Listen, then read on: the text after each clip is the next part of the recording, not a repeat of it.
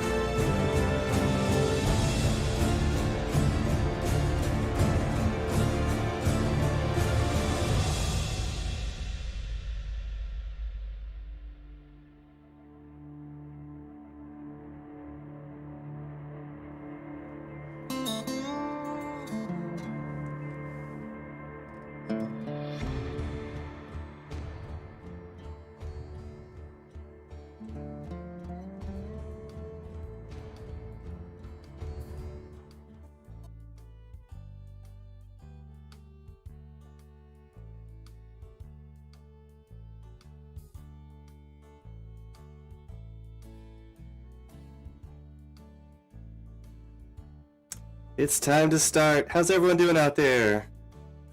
I am... Oh, just so you can see me. I am Monocle Mouse. It is great to be here. It's awesome to be here. And whoa, my camera is broke. There we go. I fixed it. I'm a tech genius. I'm a Streamlabs genius. And there is to be no errors today. Hey, how's it going? I am, as far as I know, Twitch's only comic book streamer. And we are doing GraveSLINGER. If you don't know what that is, you should already know what that is. Gila Territorial Prison. Our protagonist is a sheriff, and he's hunting down desperados and people that commit crimes, people that have committed crimes, and then they hanged, and then they came back from the dead, and he has to put them back down again. And that sounds a little familiar, like it's a Walking Dead, except it's 1873 in Gila Flats, right? Somewhere in Arizona. Well, let's get to that. Let's get to that and start. How's everyone doing out there? I am doing great. Oh yeah, as always shrink ourselves down to this corner. Yeah, this corner. And let's open up the comic. Let's get going. This is GraveSLINGER.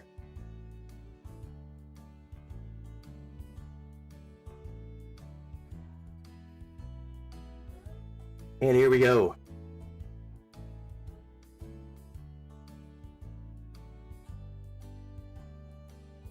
As we said, he is hunting down the undead. He has no choice. He is Frank Timmons Lawman.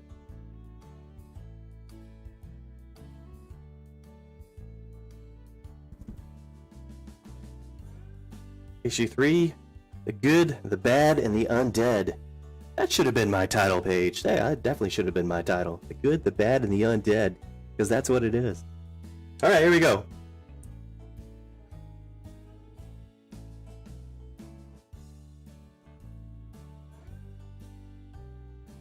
Written by Shannon, Denton, and Jeff.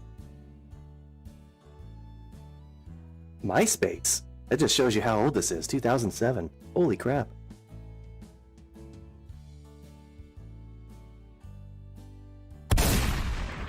Will!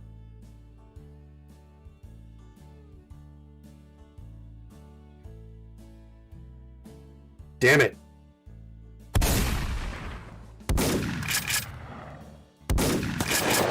This ain't even my fight, you good-for-nothing bastards!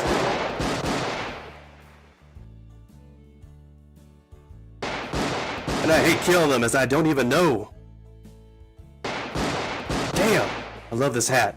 Better not have creased it.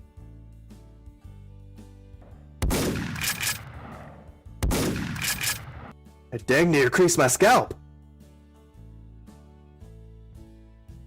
Ah! Time for y'all to join your friend. Not at your hands, Jasper.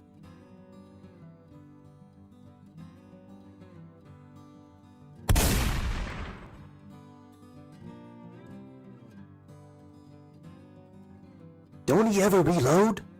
I'm starting to think. There's something strange about that man.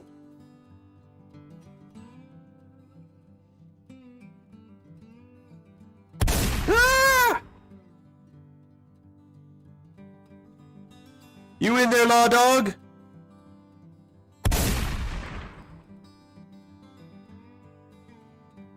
Earn your keep out here. Alright, folks. What's all the commotion about? So that's how it works. You stay inside till things quiet down and a good man's dead. Who's that? Him? Will something. Hell, only knowed him for like 2 days.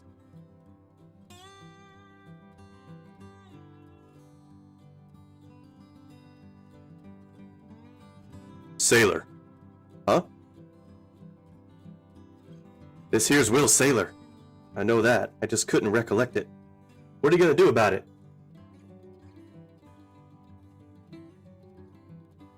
Any of you boys kill Will Sailor?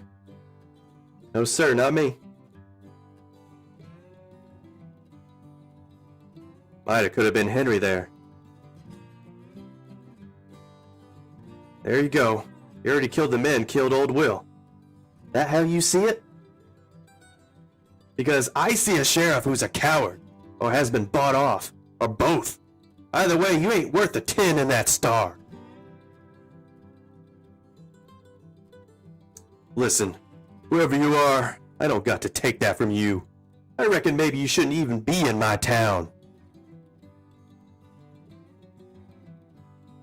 Leastways, we agree on that. I'm going.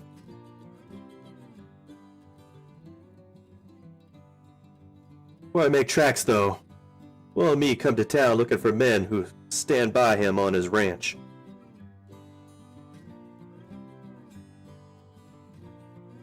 Real men, unlike some of these in these parts. It'd be dangerous going up against Mr. Newell, and if you won't stand up for small ranchers, who will? So how about it? Who's with me? Oh wow. What I figured. Any of you change your mind? Ah, forget it. Hope the Undertaker's happy with the business I left him. Professional courtesy and all.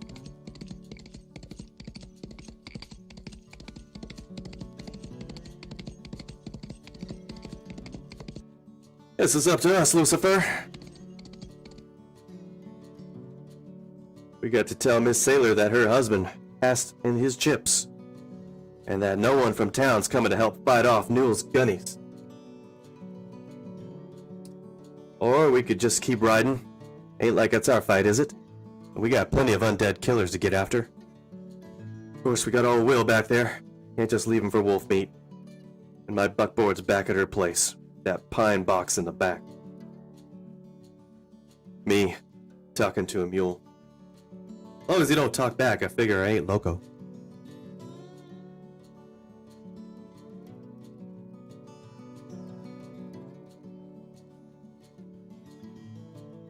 You're right. Looks like company. Guess we best be ready for 'em.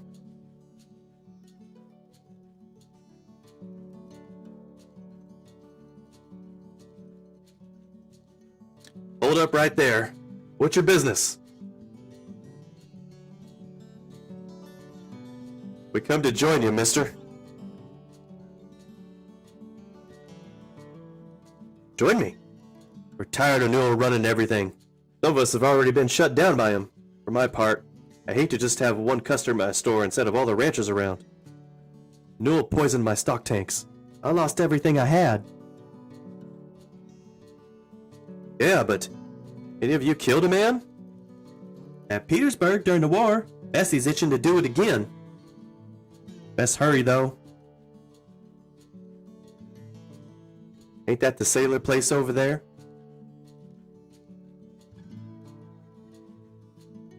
With the spurs to 'em, you men. Let's punch the breeze.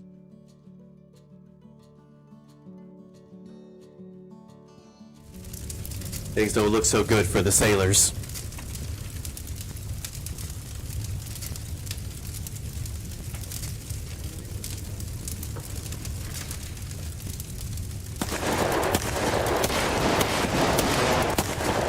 Mr. Timmons! Frank! Enrique! The sailors, she sent us to find Will and you. Will caught himself a case of lead poison. Dios mío! Newell's men came out of nowhere. There's a few hands inside with the women and us is all. I brung, well, them. Outnumbered ain't the word for it. We got no more show than a hen at a mass meeting of coyotes. Yeah! Ask St. Peter for your passports, boys. These men are drawing fighting wages, and there's a lot of them.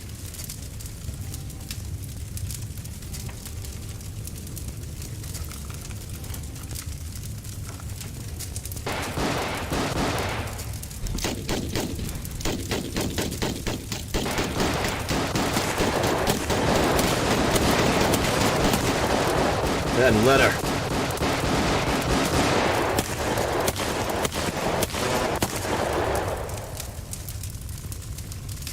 Bart!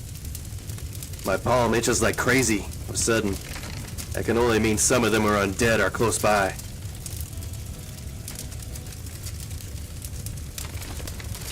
What are you doing back here, Bart Bevard? Though I sent you and your undead compadres skedaddling. Heard there be fire and blood. And you know how we like those. Anyhow, you cheated us out of a meal here, Undertaker. Them sailor women looked mighty delicious. And we aim to taste them before another sun sets. Woo! Well, that is not the end, because I'm reading episode 4 today. So let's get to it while I switch scene.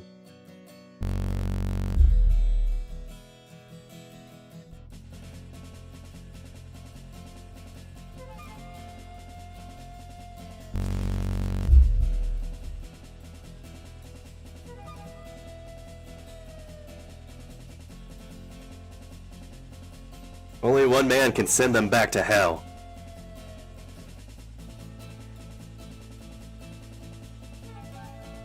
You know who it's written by.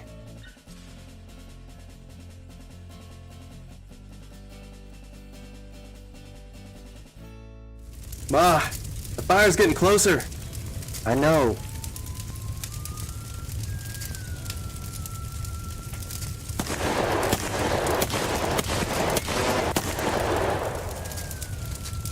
So it's time we got out of here. Miss Sailor, we can't blast our way out. No? You think burning to death is better? Reckon not? Then get your hand off me. And don't ever do that again.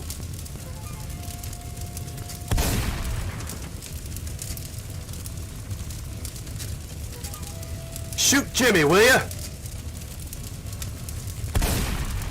Ah! Ma!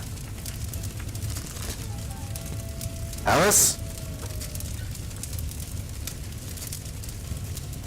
Hope they ain't killing her. They're so much tastier when their hearts are still beating. Dinner's on, boys! Looks like time for some fried chickpea. This ain't over, Bart. You'll get your lamp blowed out as soon as I can get to it. Past time to put it into this nonsense. Got to remove what my priority is. Only re-killing them undead bastards will help Dorothy. But I made Will Sailor a promise too. And I reckon enough good folks have died on account of me. Time I evened up the score some.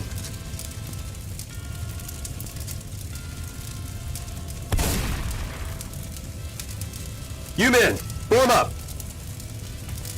What is it, Timmons? You got a plan? We don't have enough men for a plan. All I got's an idea. We'll get slaughtered if we just lay into him. We need to be smart. Gather around the wagon with a Gatlin on it. Protect those old boys, and you boys keep that gun spinning. Work in toward the front door so we can get to those women. And those men there? They're mine. Let's go. Yeah! Hope they can take care of Newell's hired guns.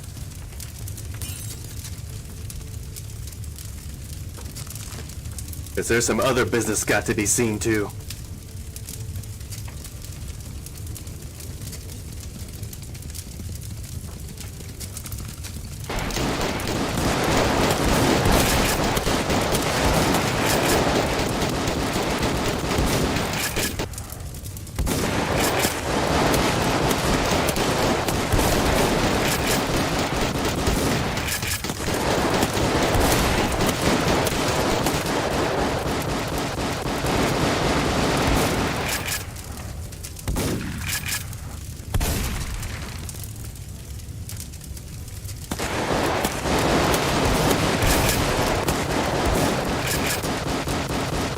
We can't stay here much longer, girls.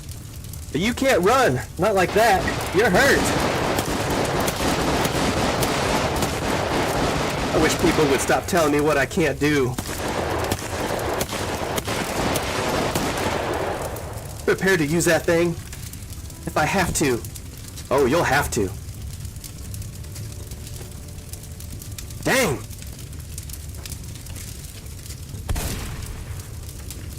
I like this hat. Ain't pretty, but it keeps the rain off. Hope I ain't too late. Figure they will be done by now. Let's go get at 'em.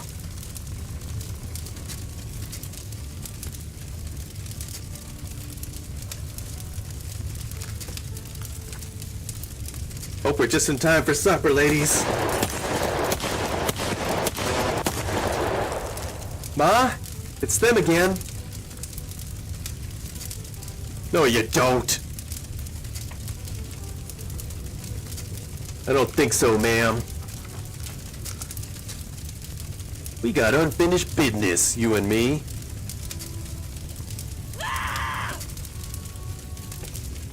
Unfinished business is right, but she ain't part of it.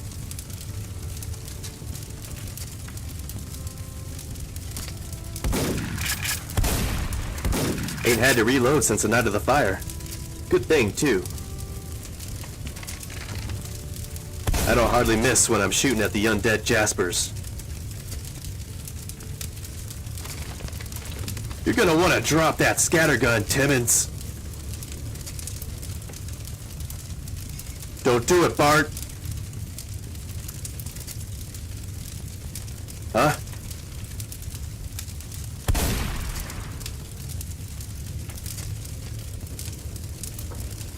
I won't kill him none, little miss. It'll make him powerful sore. But mine don't kill him for good.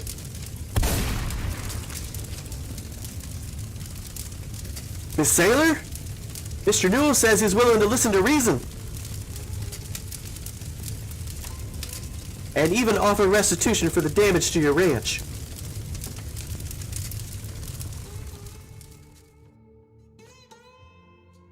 And a fact, Mr. Newell, I'm sure the other ranchers around would appreciate you extending them the same courtesy. I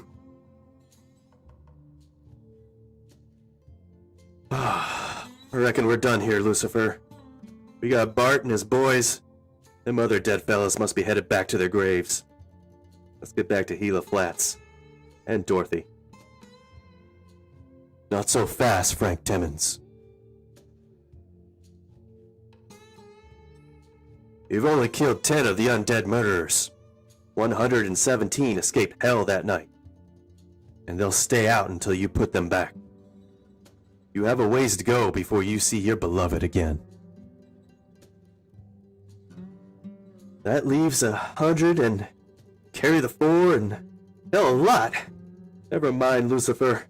Pairs as if we got more work to do before we rest.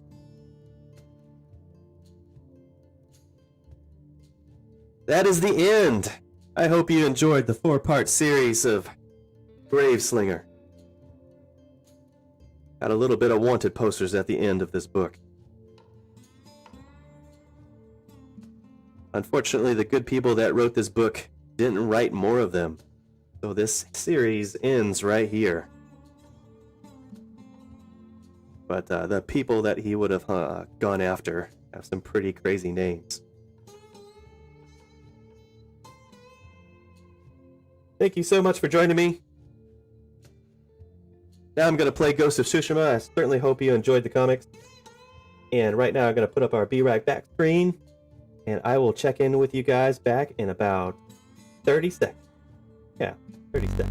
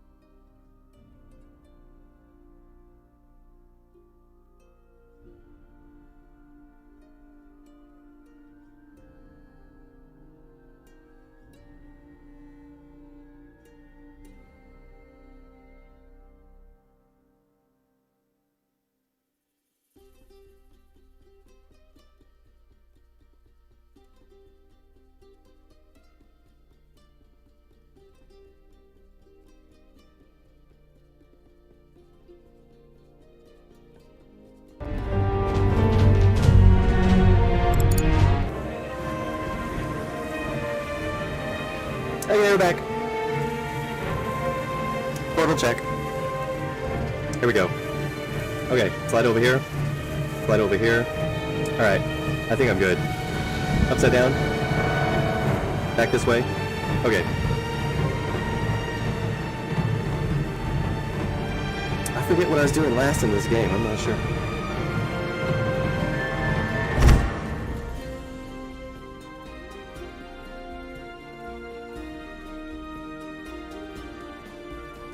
Oh.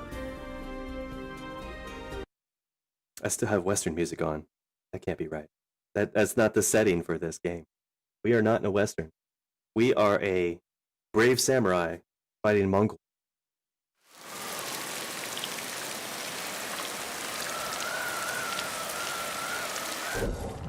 Okay. Down here. Yes, I can do it quick.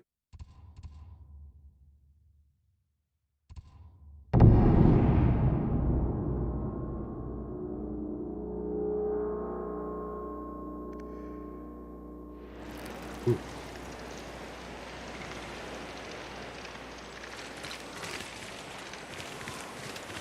Ooh, shit. Right. So I don't get destroyed again. I better get familiar with the button. Okay, I think I'm good. I'm not gonna die. Wait.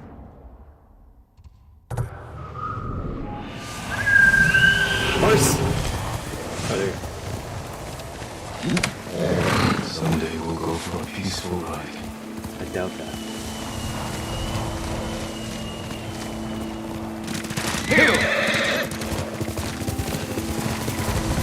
Am I going the wrong way? Of course I'm going.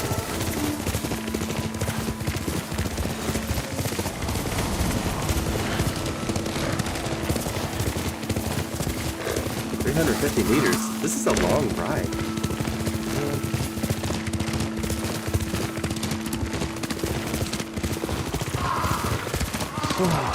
What a day. What a day. If you are just joining me, I am Monocle Mouse. I am a comic book streamer, and theater streamer, and game streamer, and oh crap. How'd I go this way?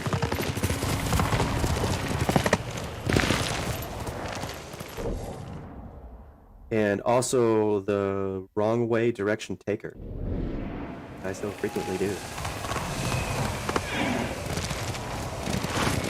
I get lost in real life just like I do in game.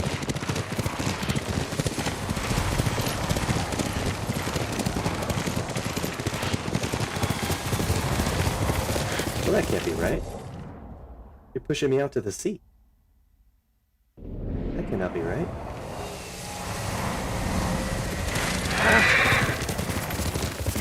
No wonder it was going the wrong way. I was thinking I was going to be on land. Straight ahead. That island over there?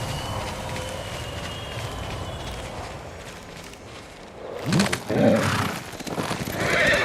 I'm going to have to climb onto a ship. Probably what I'm going to have to do.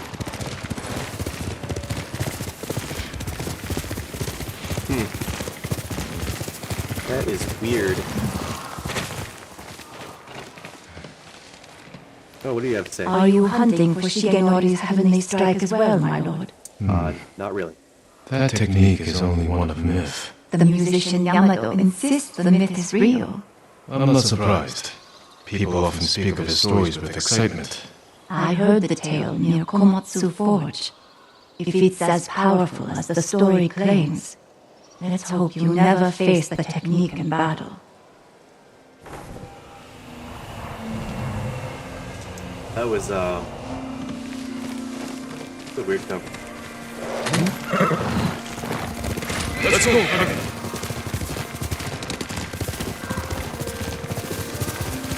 Take my horse. They go so far. Horse, you can't swim, can you? Find out.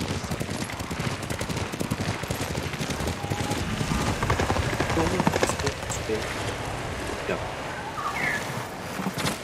I like that.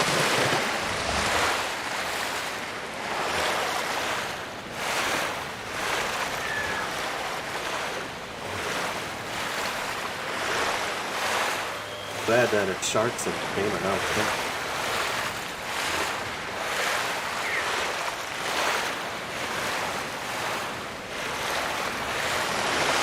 Oh, what was I saying? Oh yeah, for theater. They're streaming a Christmas Carol tonight. Starring Jonathan Mays. Theater. So if for some strange reason, during COVID times, you can't go to the theater, I will bring it to you.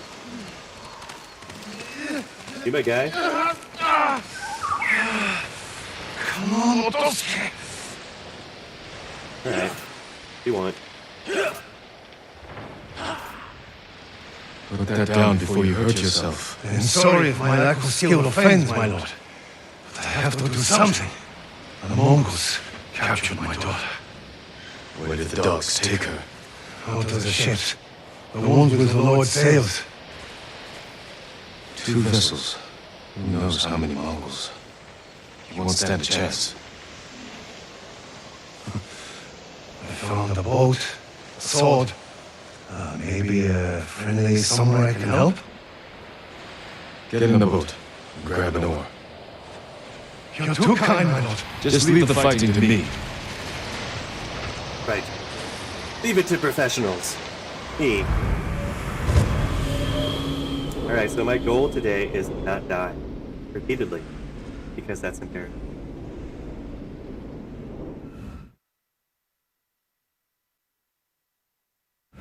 Please, bring Maki back safely. Wait here. We return soon.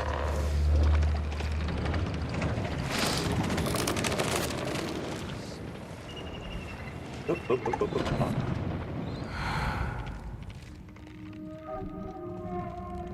I feel like this. Let's screw it up.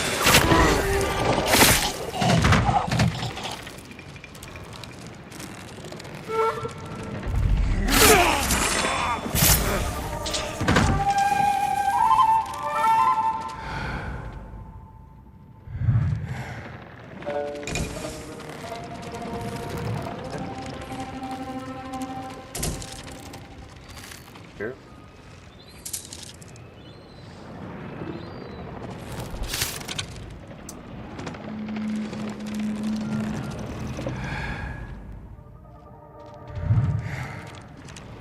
Would rather not have to fight all the people all at once, so I'm gonna be sneaky boy today.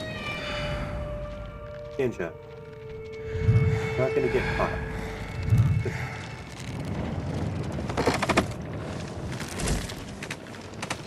Lots of-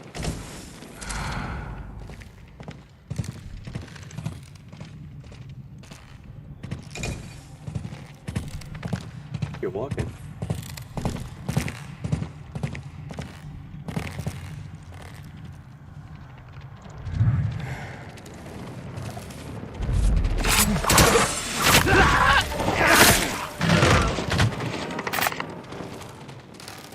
Ah!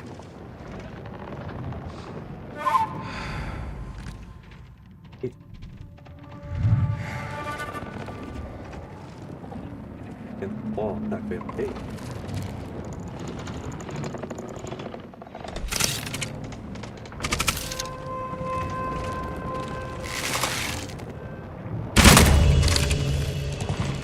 I only feel mildly bad.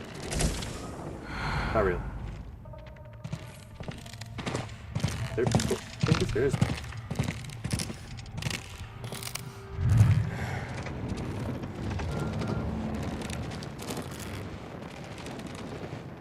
What I really want to know is where you guys hide the food. And also, where's the kitchen? I'm hungry.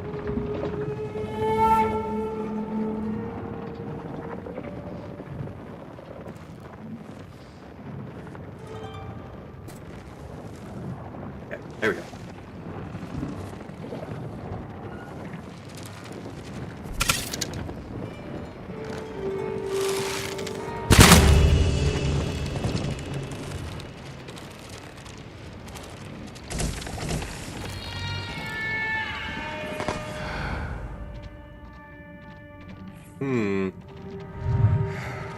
I know there's people on the other side. Are they gonna see me if I...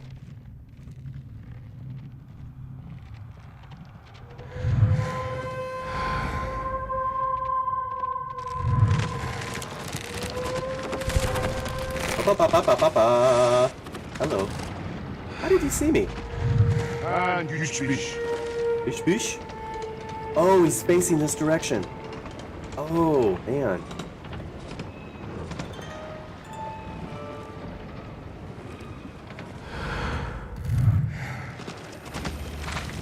Not facing this direction.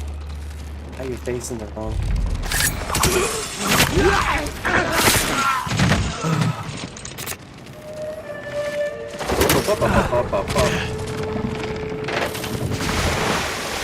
That was stupid. Okay, that was dumb. I don't know why I did that. What are you doing? First ninja ever. Try this. No. Do that. Terrible. Surprise, it didn't get caught.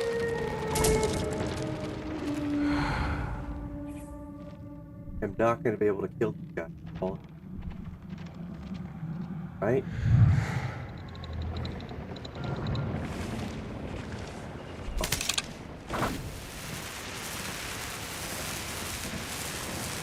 Now you guys should not see this coming.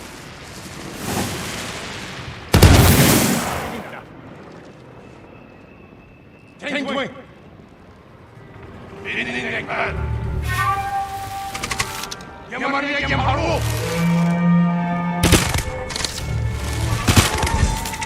God, how much armor do you have? Great.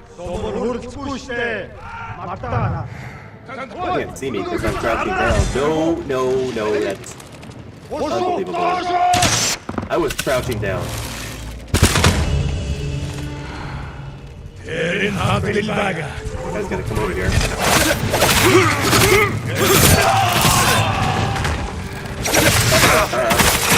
Uh-oh. Sorry? Is it too late to apologize?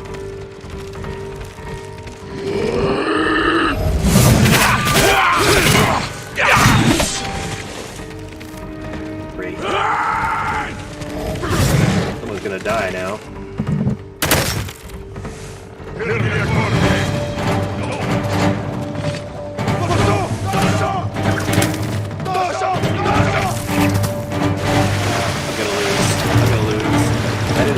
Hostages. If the hostages die, I have to do this all over again. I disagree with this sequence.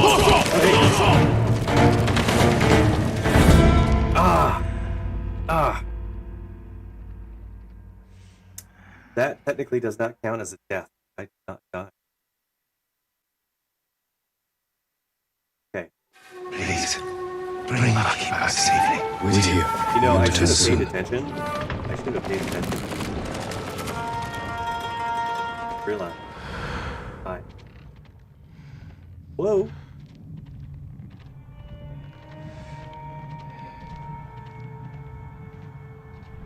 Sneak onto the other ship.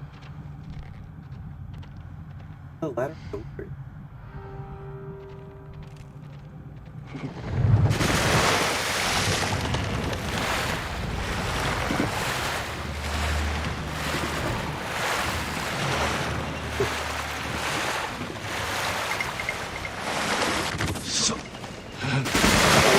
Stop that.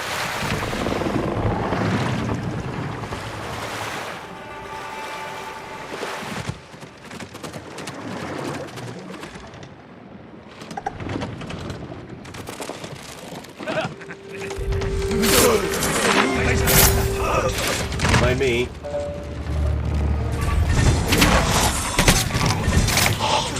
I have to save the daughter now. Yes. Please, get out of my way. Thank you. Come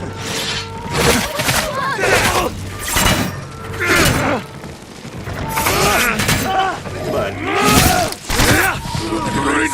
Messing with you. Look at that. Leave her alone.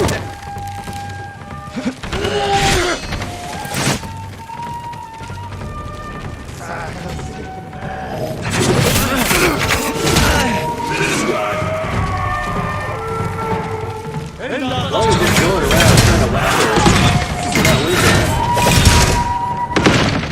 Oh, God. Oh, my God. This is what makes it hard. This is what makes it hard. Oh. Okay, maybe I died once. Please, bring Maki back safely. With you. We'll return soon. Dum dum dum.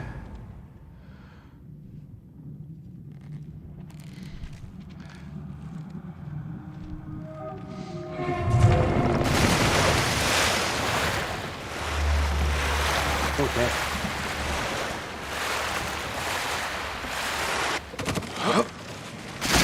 Over there. I did that last time too.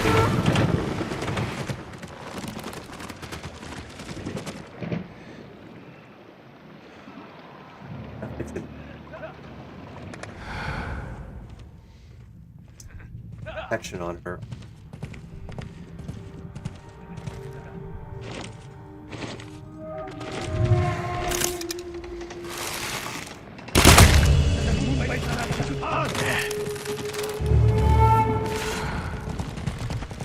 Ирекисэн хүн. Өөх ёстой. Эдгээр самурай болтой. Алдаа тэрнийг. Sure, blame the samurai. Ямар нэгэн харуу. Тэд харагдах хүн байна.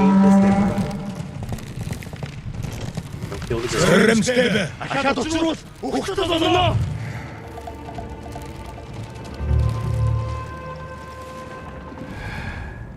What you guys doing? Not climbing up the ladder? Good.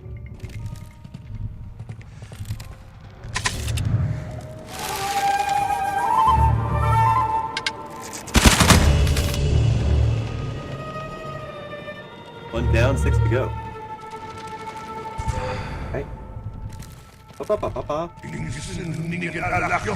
Did that kill you? Oh. Kind of fun.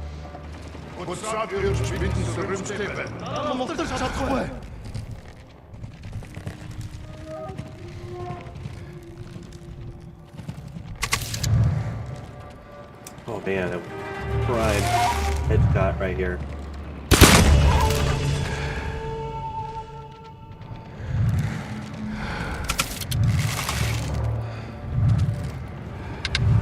Was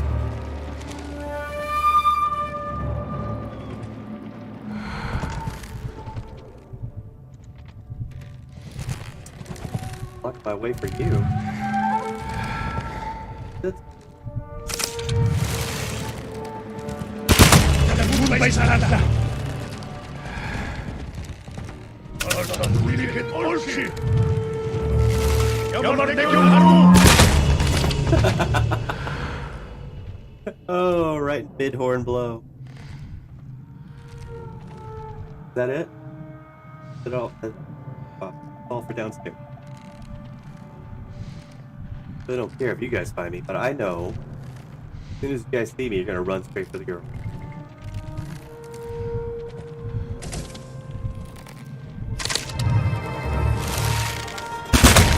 Ой, өнөөгч хараа. Яг уу. Хийсэн хүнийг нь олж ир. Асаг асуурсан ой. Асгүй. They ran over there. Тэр тийм байгаа юу? Хэн харахгүй байна. One more over there, the archer. Амтаж битэн байгаараа. Ахаад учруул. Өгтөд болно.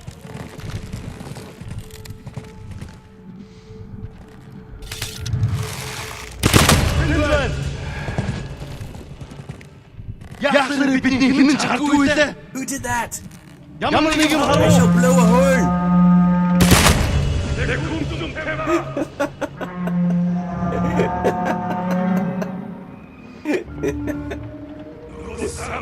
My friend died. I shall blow a horn. Oh, I heard that no. Where did you come from? What many people are back there? I'm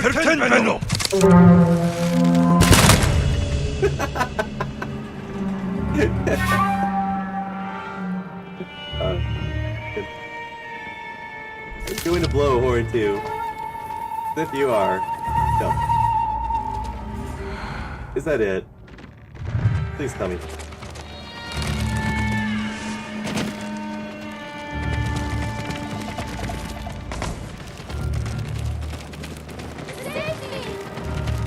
Yeah. Are you tied up? Okay. Just kind of sit there and contemplate life. How you got there to begin with. You blow a horn, I'm gonna be pissed.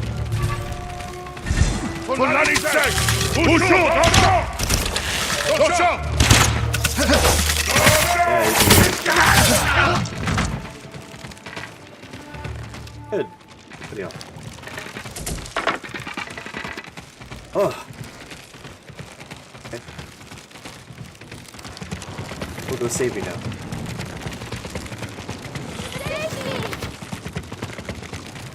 You'll be free soon.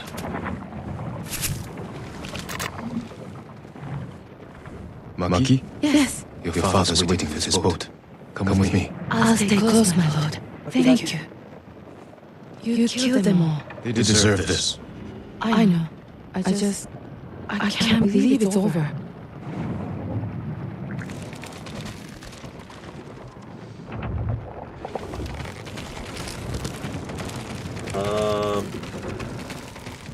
I guess it's over there, right? Am I gonna get a reward for this? I feel like this game has a lot of tasks and no reward. Maki? I'm here, father. Thanks to God. Get us back to shore. Right away, my lord. Please.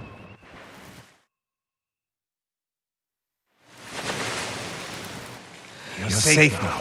I was with them for days, father. Days. I should have come sooner. You both need rest. Get to shelter as soon as you have the strength to run. We will, my lord. Thank you.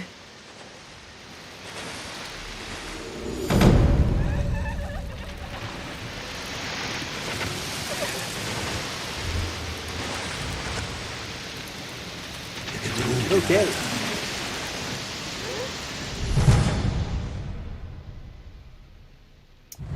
Where will we go, father? Let me worry about that. Okay, I don't want to worry about you guys anymore.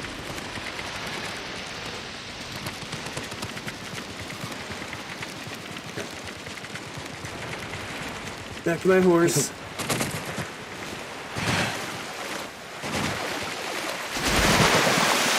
I think my favorite thing in this game is the hot tubs and the hot spas. I've been to Japan. Yeah, they do have that. They do have the unsets. Those are super cool.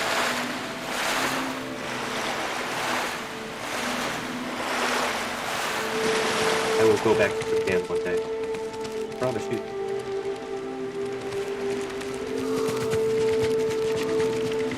Cool crap. Yeah.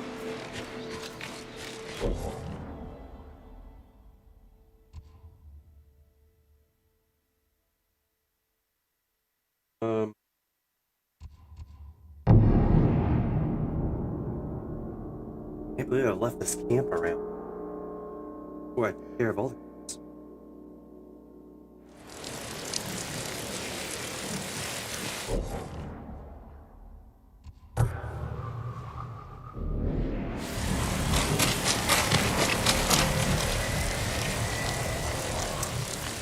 Fine, over.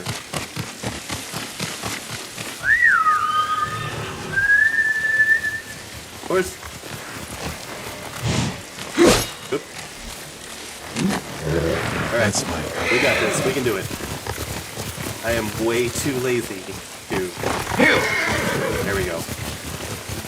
Fun. Do it. There we go. Yes.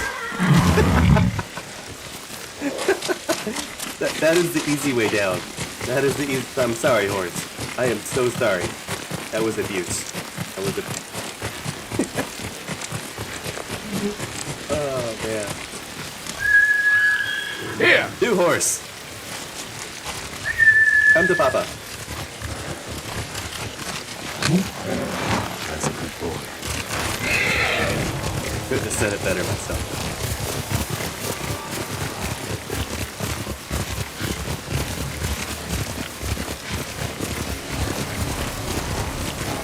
Alright, we're going the right direction.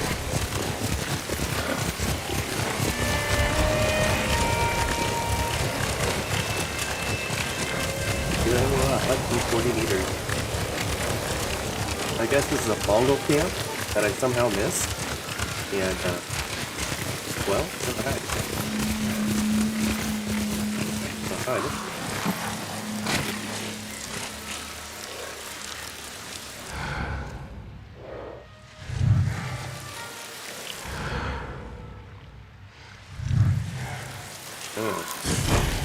Opa.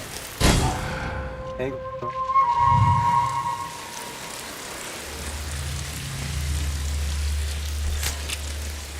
The question is, if I miss, will you blow a horn? Let's find out.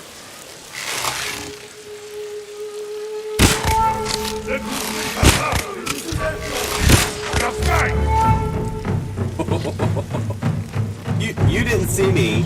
You did not see me. You don't know where I'm at. That was cheating. That was cheating. Unbelievable.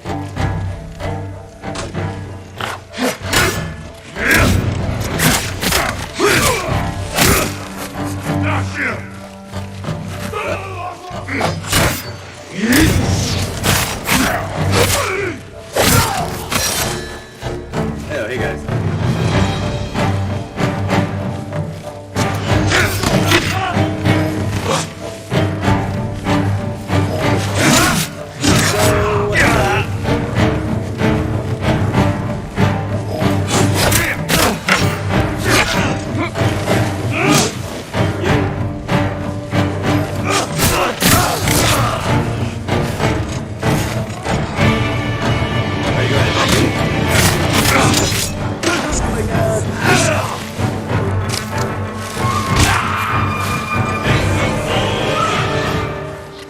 That it?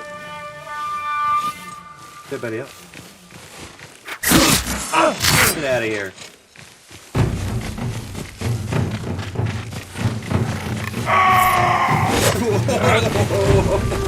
Where did you come from? Where did you come from? You legitimately missed too.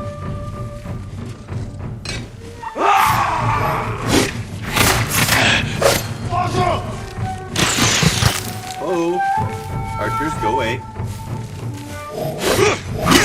Oh my goodness, that was a double. I'm about to run out of batteries. That is not good.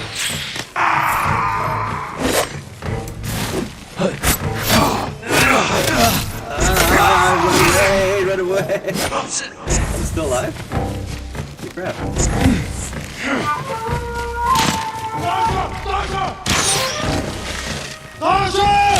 You need to stop that right now. That was annoying. I'm being chased by some giant dude.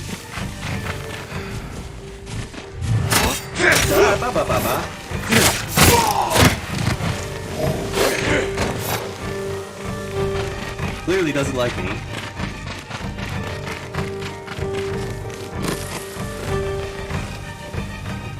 What up? Why don't you come up?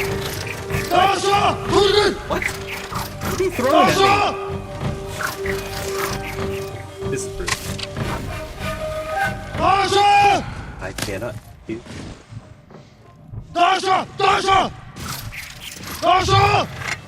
need to stop that.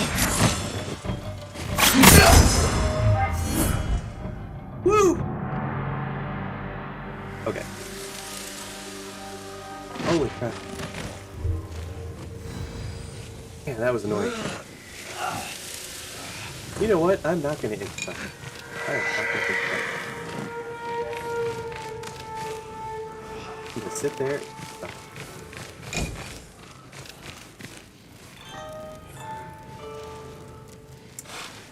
Ah. What a mess. Who's gonna clean this up? Who's got?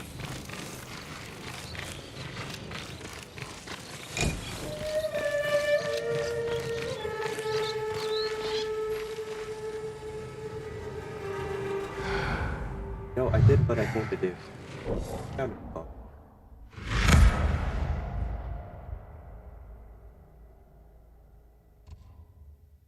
I don't. This over here. Telling me the tale. Oh, I remember the Heavenly Strike.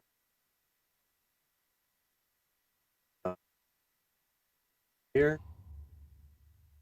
Great.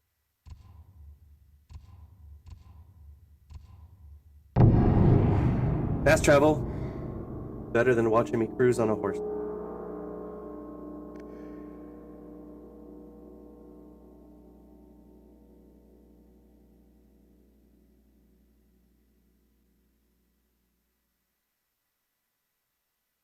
Gosh. Excited to watch Christmas Carol. It just does. It does not feel like Christmas. It does not. And the reason why is I spend so much time indoors, like a lot of other people. Sure. Oh, see the sight down. Oh, hey there. Welcome back. What? Huh? I'm gonna go over here. Later again.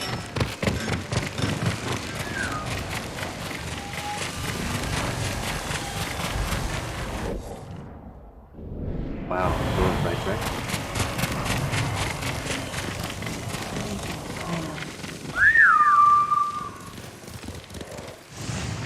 Horse?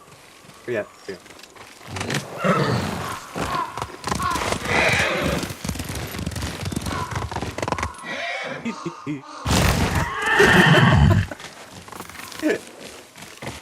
I wasn't on my horse very long. Yeah, that was terrible.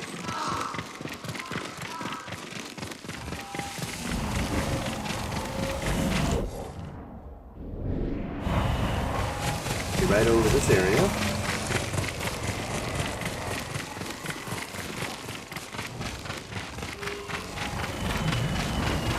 Right over here.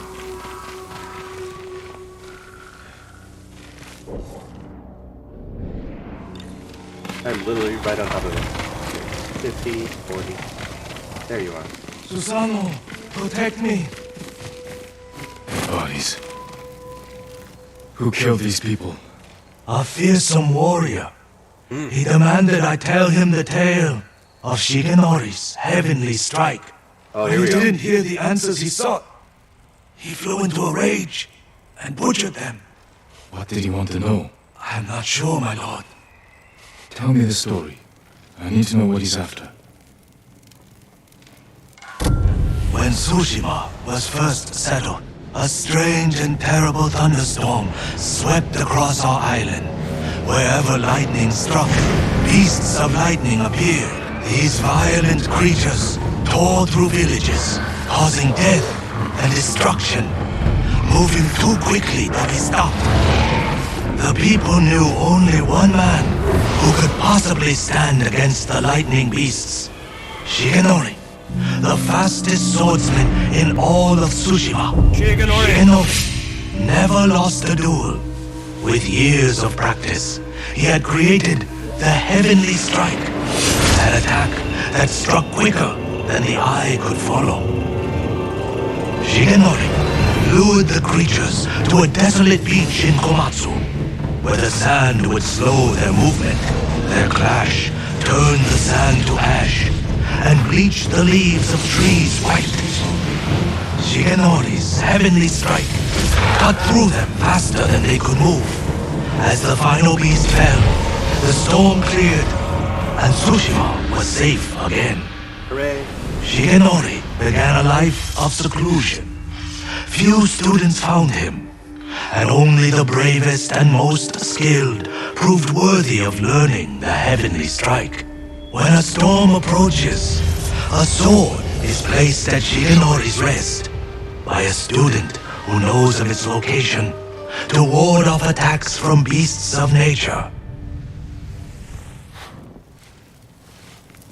The murderer wishes to learn Shigenori's heavenly strike. It sounds dangerous in the wrong hands. Which way did he go? A woman fled toward a nearby bridge. He chased her. He'll answer for what he did here.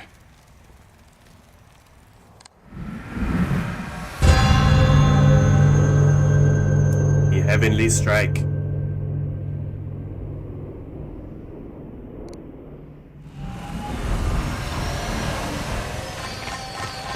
Like, get the heavenly strike by ninja skills. Free.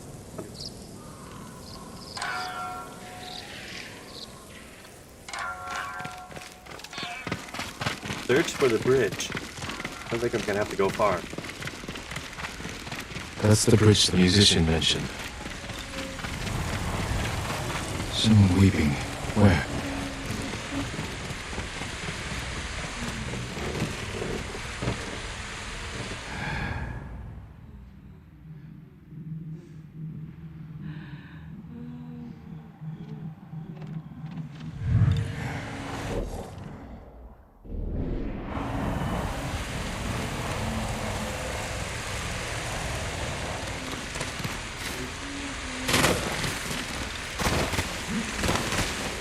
My lord, so many.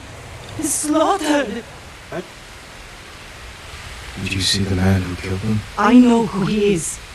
Yasuhira Koga. I've heard the name. He fought for the Yarikawa clan. Would you recognize him? I'll never forget that leering face. Follow me. Perhaps I can pick up his trail on the other side of the bridge. Okay.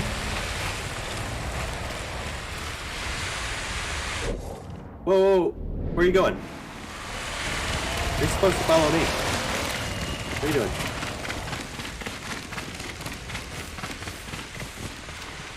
Horse You did not tracks. follow. Yasuhira was in a hurry.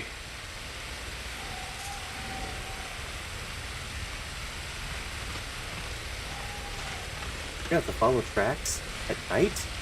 That don't work. Cross the bridge.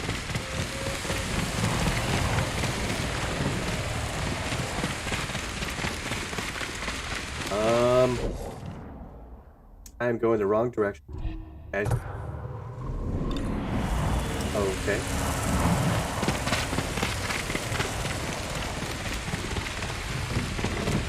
Go this way.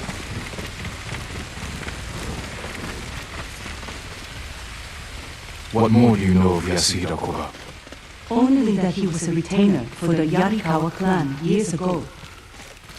After the rebellion was crushed, the clan was dissolved and retainers dismissed. Footprint. Rumor says he left Tsushima, but when the Mongols attacked, he returned. From where?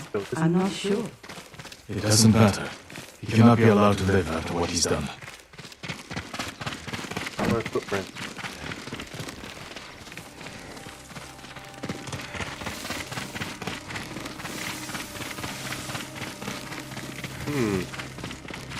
I got on my horse. Be able to keep up.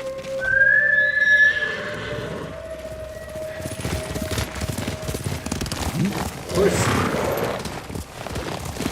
They're constructing a roadblock. Mongols. Hide yourself. Oh my god, that was stupid. That was stupid.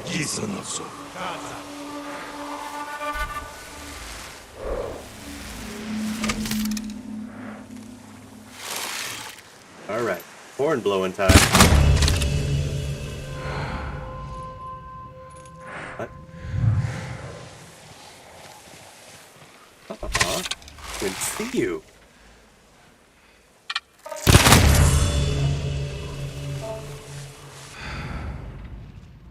Okay.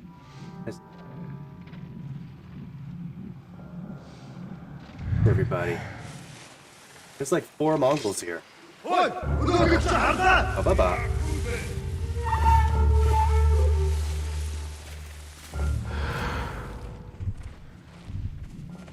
Okay. 3 Mongols.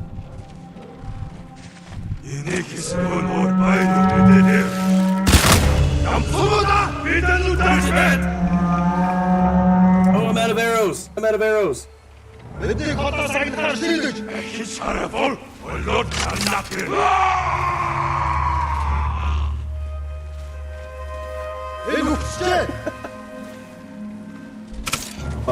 yeah. You need to stop that. You need to stop that right now. Blowing these horns. Calling for reinforcements that are not gonna come. You literally are the only person left. Oh god, there's 4 of them. What have I done? What have I done?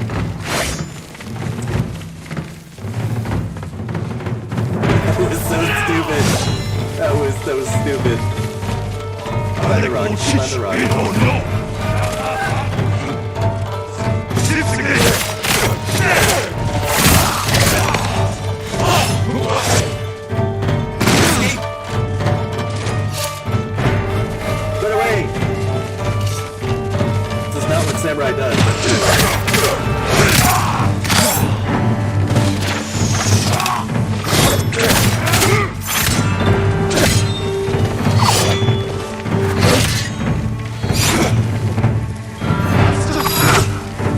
I just missed.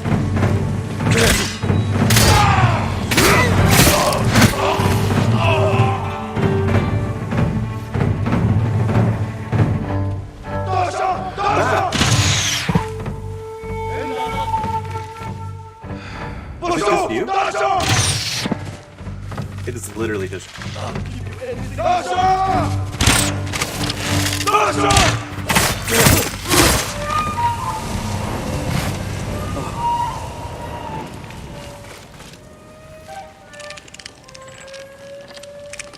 I should probably check to see what side door open.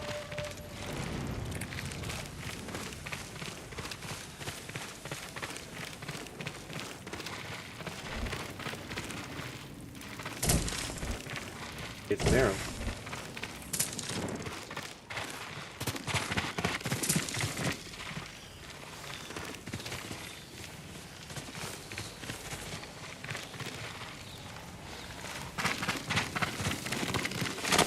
There's probably something.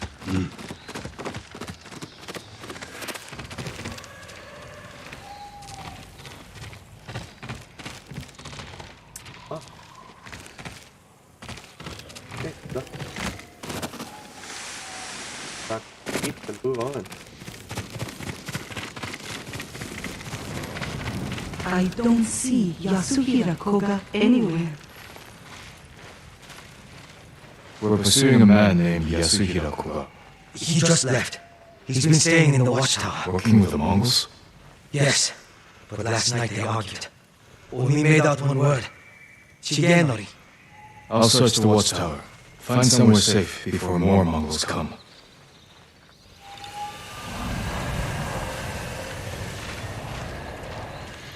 Search the watchtower. I was just there. There was nothing.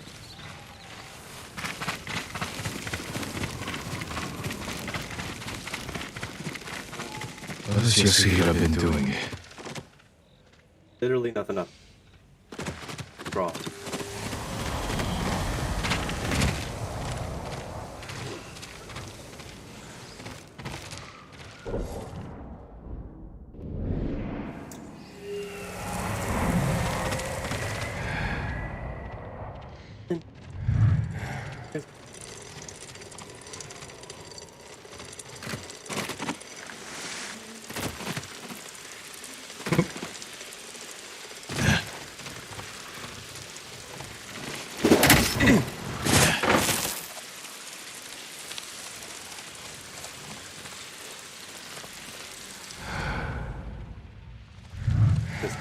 A dueling ring. He's looking for it.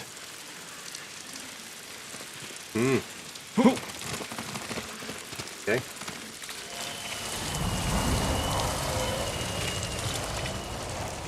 You want me to search the watch? White leaves, like those bleached by lightning in the tail. The Mongols have their own version of Shigenori's tale. Maybe he wanted to compare it to the musician's version.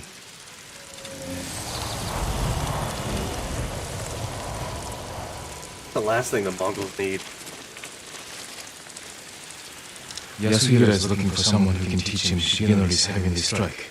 The white leaves. There are trees like that not far from here. That's where he went. You've helped enough. Get to safety with the others. Thank you, my lord. I hope you punish that monster.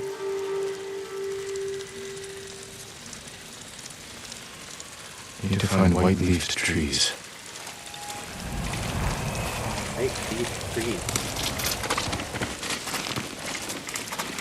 Okay.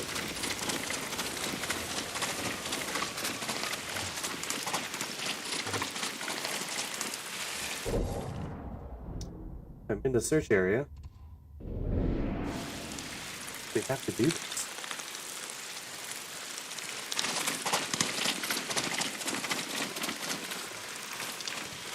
Watch it just be one tree. One tree.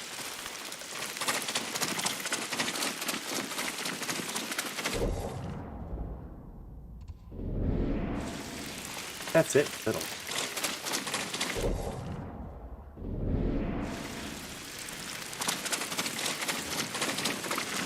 Okay, wasn't that lucky.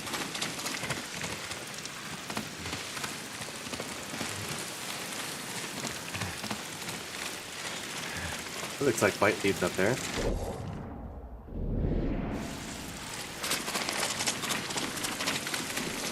Hello. Pretty sure that's you. This isn't Zelda. Can't climb the mountain. Okay.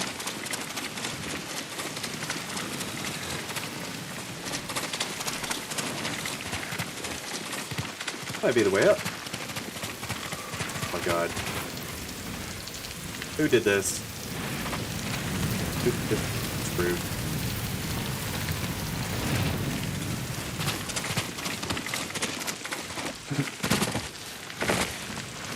Quartz. Let's make this harder.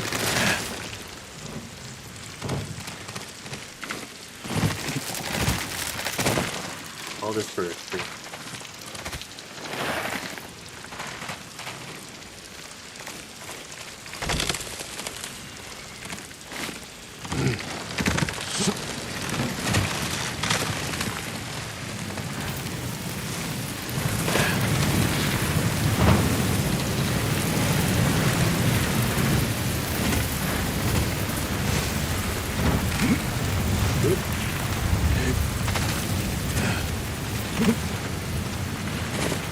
I'm playing a Tomb Raider game.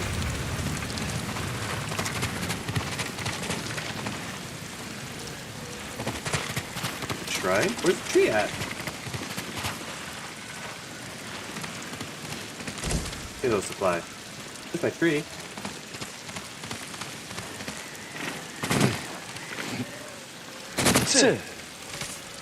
Up.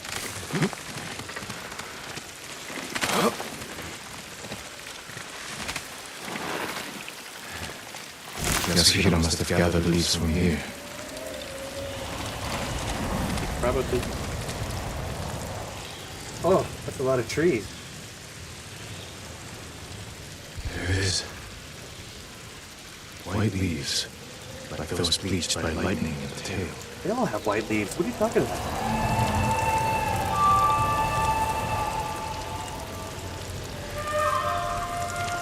I can think of only one way.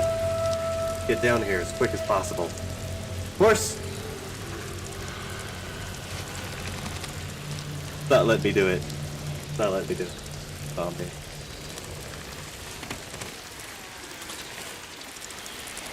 Understandable.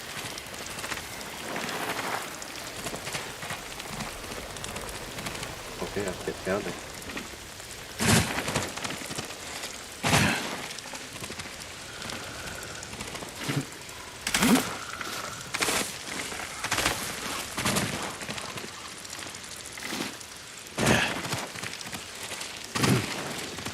Man, this is the hard way down.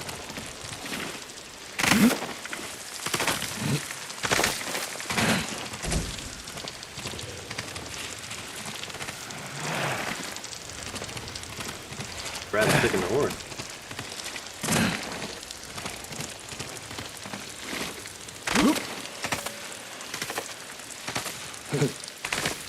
God. Be at it for an hour. Oop.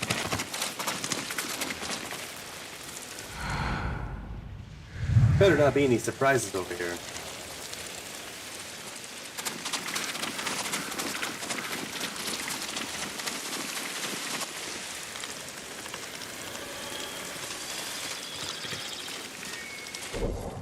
Okay, where to? Straight ahead? Straight ahead. Got it.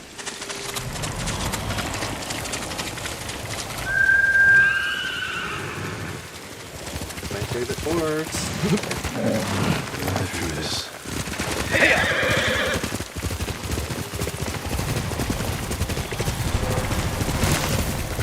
Is that a bear? I want no piece of that bear whatsoever. Someone's being tortured.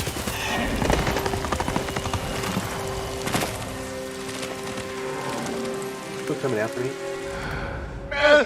Stop! Okay. I told him everything I know!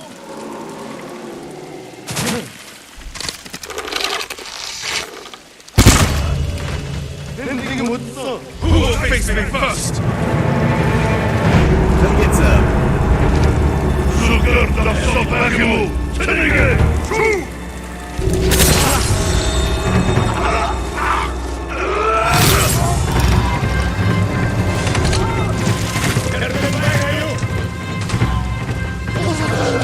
Now blow your horn. Now blow your horn. Come on.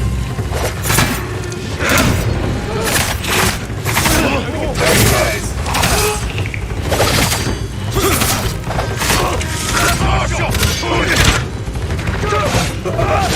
Maybe that wasn't really the best course of action. Oh man. Here we go again. This is how I am most of the game.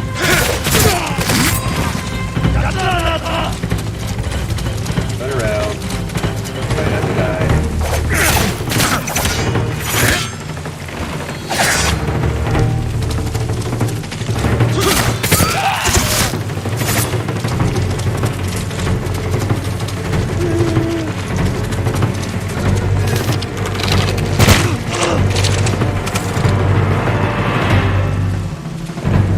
Out of arrows?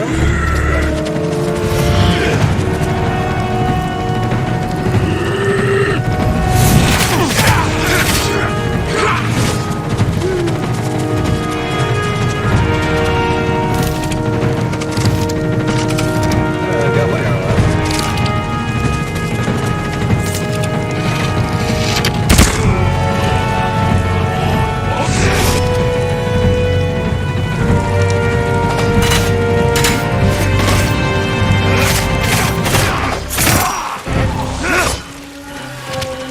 That pretty much won. Come here, big boy.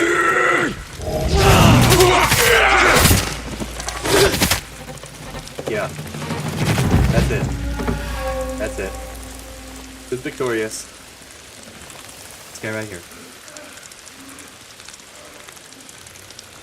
Alright, you can stop now.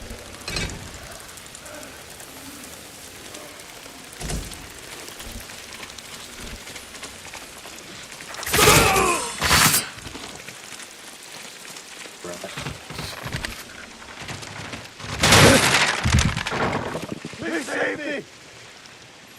Not really the guy you want saved.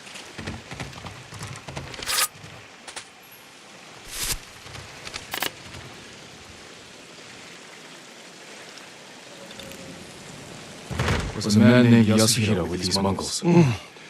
He wanted to learn the heavenly strike from my grandfather and took him away. Your grandfather's in danger. Where did they go? His old training ground. A dueling ring on the Komatsu coast. Please, save him.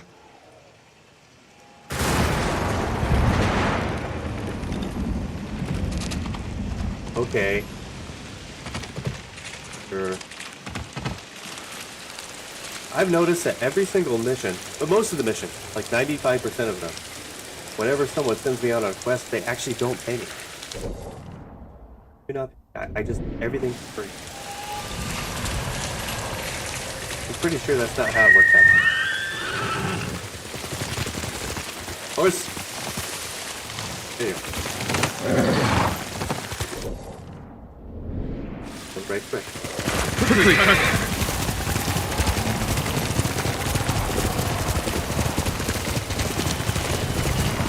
Yasuhiro cannot learn the heavenly strike.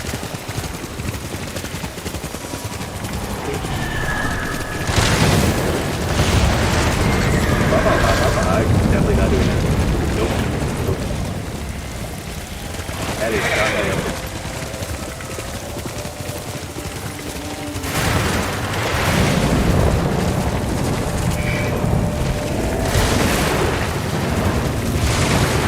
What is that? Oh, it's thunder. I thought someone was shooting a shotgun.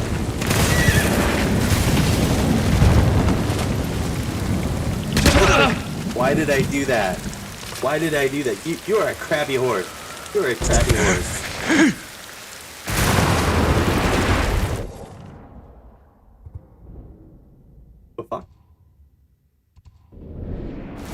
That's the thing.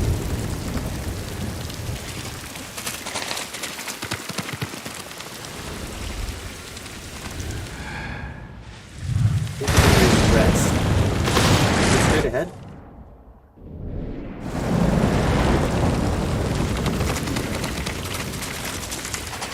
Get down here. Shigenori, where is your place of rest? The bridge.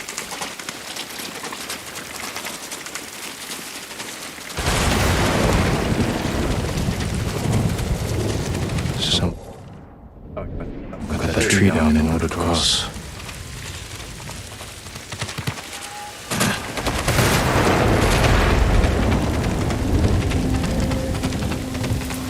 Shigenori's at play. As I hear about Mongols have hidden. Oh gosh. I don't think I have enough arrows for this. Oh, I got 8 arrows. I need to make... Oh, this is all for nothing.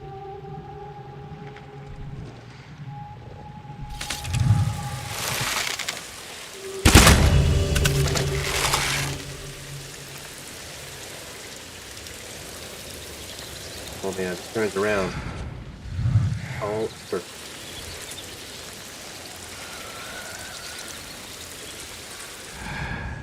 Who's that guy? What are you doing over there? You fixing anything?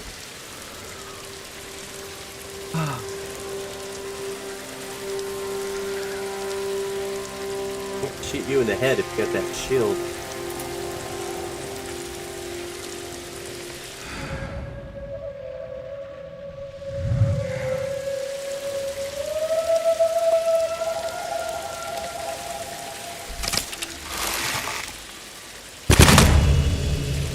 You.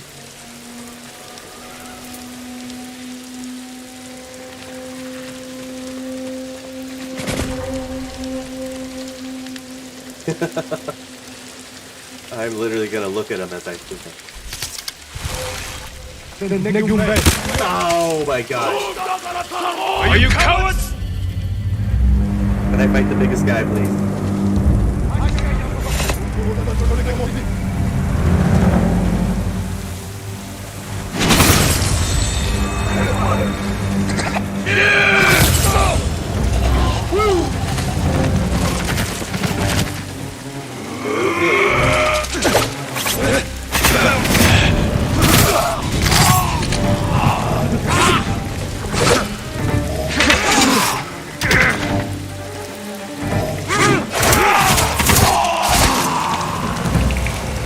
That is not a proper weapon.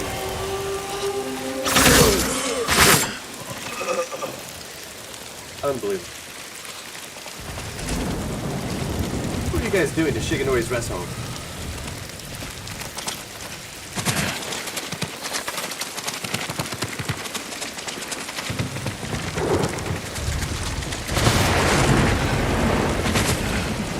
Nope, nope, there we go. That must be Shigenori's dueling ring. I'm too late. What has Yasuhira been doing? Oh, I just realized something. Every time I go for a legendary weapon, there's always a fight. I gotta get ready. Always a big fight. Okay. Alright. Blade has seen many duels.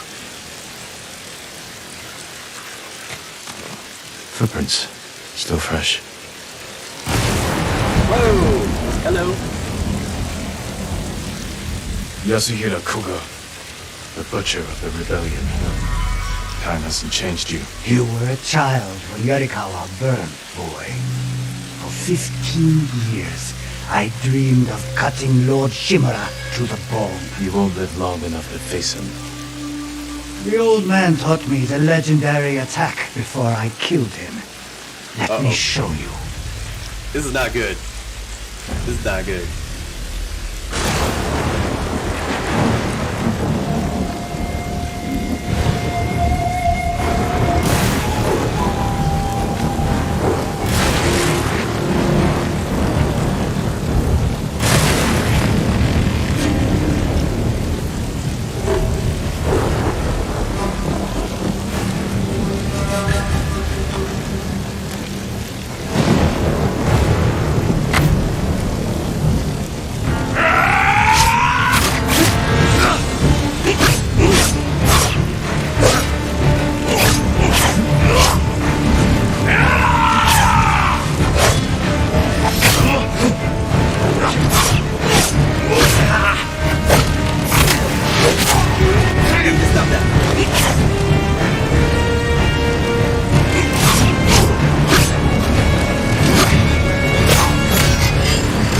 waiting for, boy?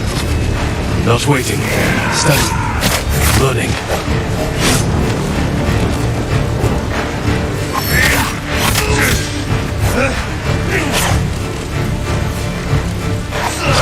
Oh man, I really messed that one up. Oh man! He found me quickly.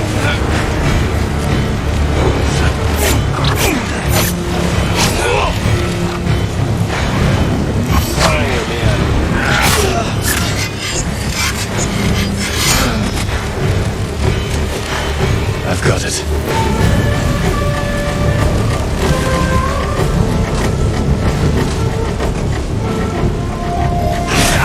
Yeah. He's fast.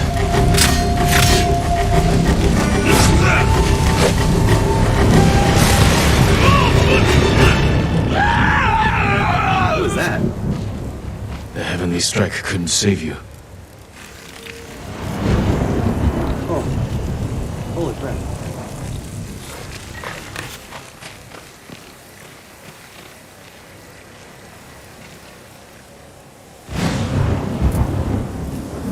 Oh. What am I supposed to... You deserve greater respect than this.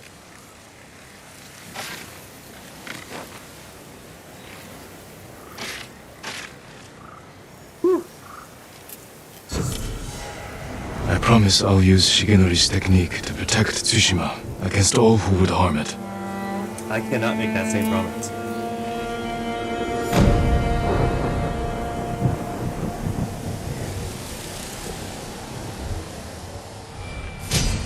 Nice.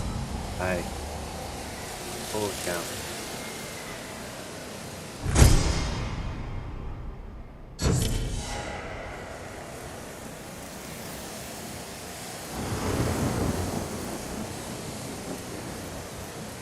Okay. Alrighty. And...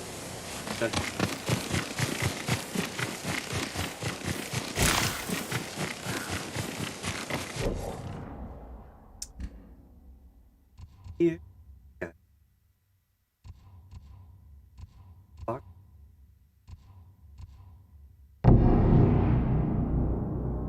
And onwards.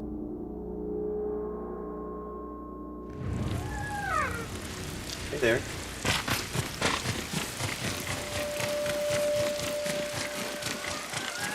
We follow the little fox for the 20th time.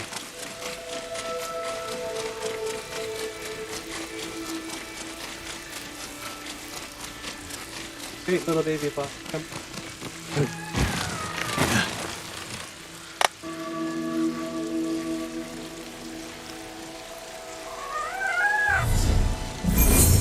I have duded. The fox go.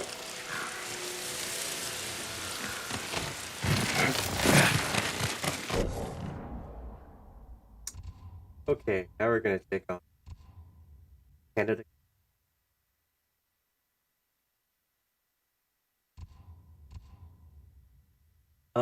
First, I'll be right back. Hey, what else? Drink? No.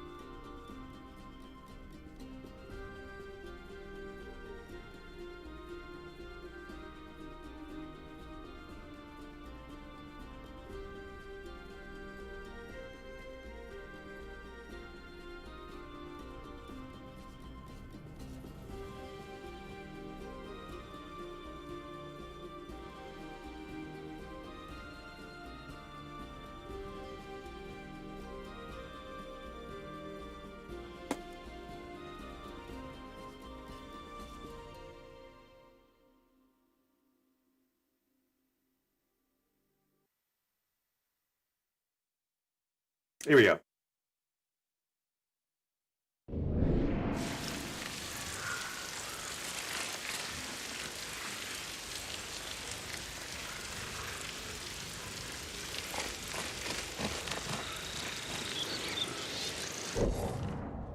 Oh yeah. Yeah.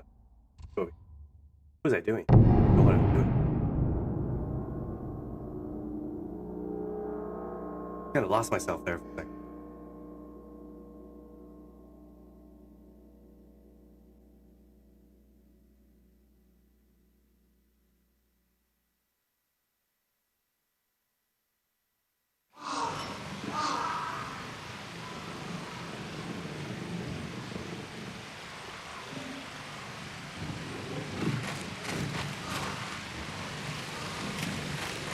Ah, Yuna.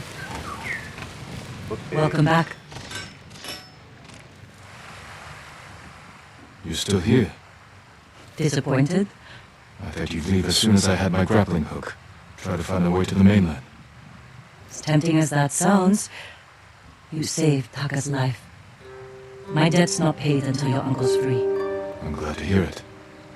Send word to the others. What should I tell them? We're going to break into Castle Canada and free Lord Shimura.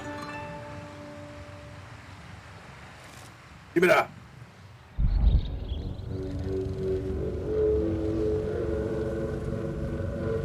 I'm told your nephew stalks my men, tears them apart like a beast. I'm certain you've done worse. Oh, you pretend we're different. But we fight for the same thing. To create a legacy that outlives us. I won my legacy with duty and honor. Brought order to my home. And justice for my people. You are nothing like me. Neither is your nephew. But his name is bound to your legacy. A legacy is more than a name. Ah, true. Your family has lived here for generations. Your ancestral castle lies to the north, yes? I look forward to visiting it. While I leave you here to starve to death, alone, without honor.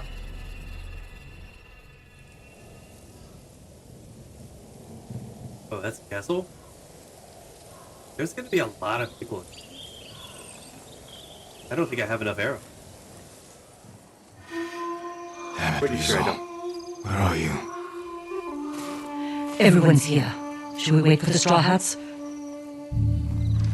No. I'll meet you at the farmhouse.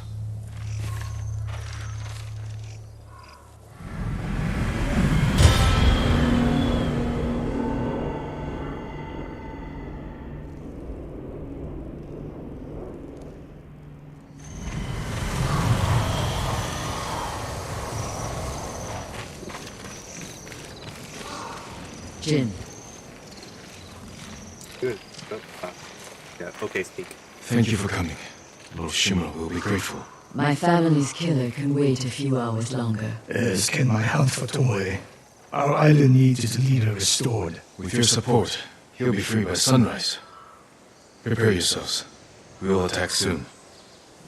Give the word, and we'll be there. Your own student, fighting for the enemy. Serves you right. Don't start. An old man taking up with a young woman. That only leads to trouble. I treated her like a daughter. For some women, one father is more than Oh, wow.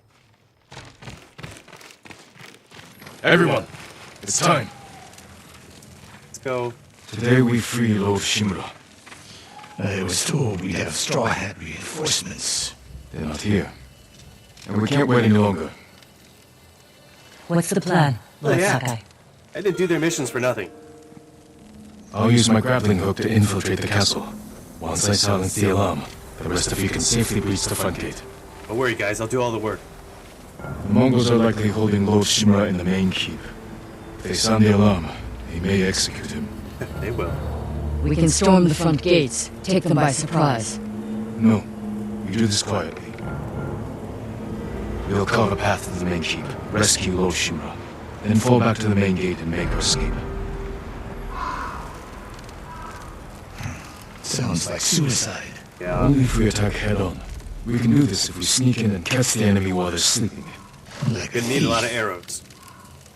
Oh, ghost. Lord Shimura's counting on us. Let's head up.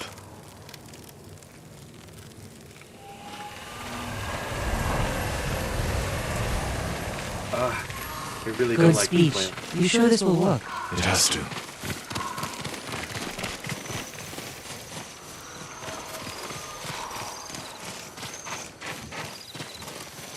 Looks like you can climb up here. Catch up to the others. See you inside. Be careful, Jim. Oh my. I have been training so hard for this. Oops. Didn't jump.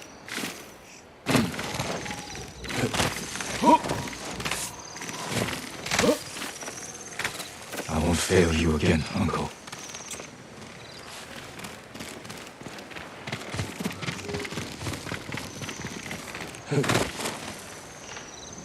Well, here we go. Let's do an arrow check here. That'd be a no.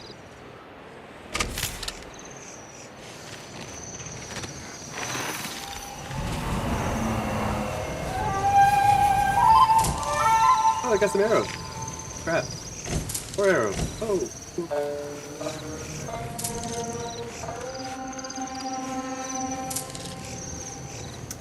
Well. Oh, here.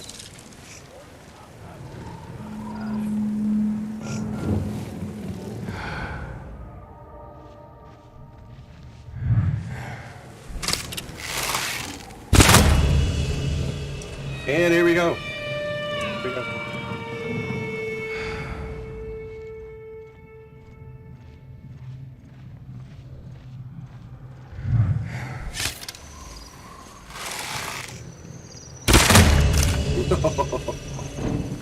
Oh. It was.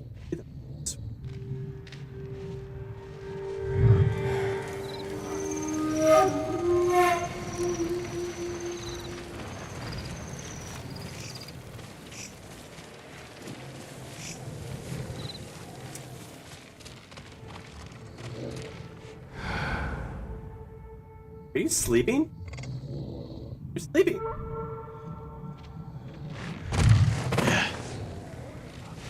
Rude awakening. What you get?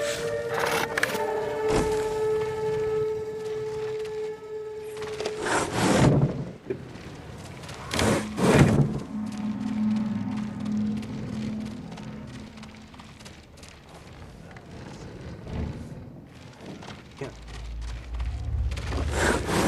Yeah.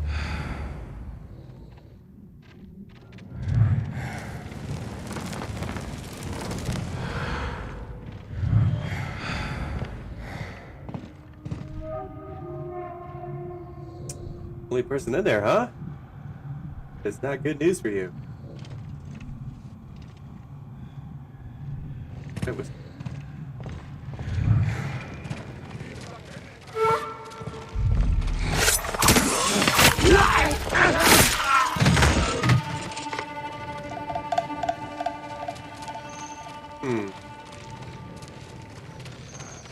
Really think.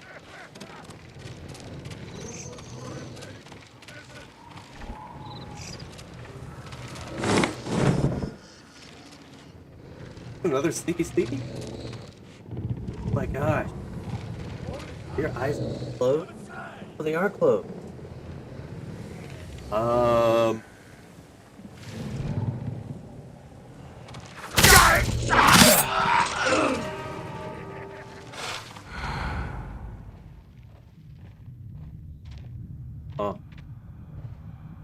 Most guards seem to be asleep. Guess it's in the middle of the night.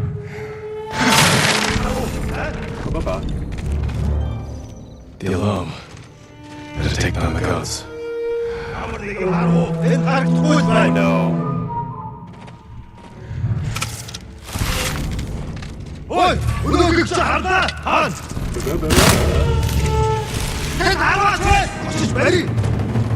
Hold still.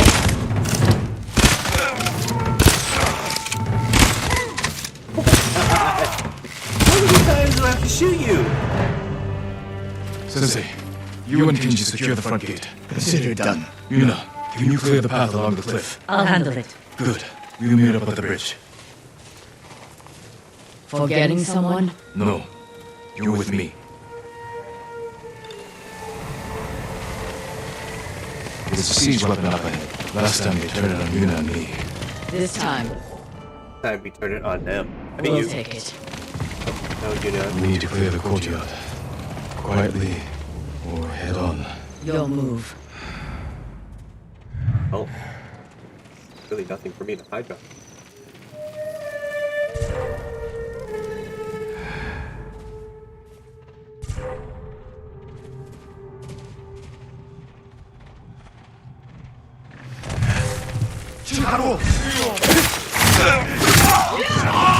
Great. Great. So much for quiet, right? So much for quiet.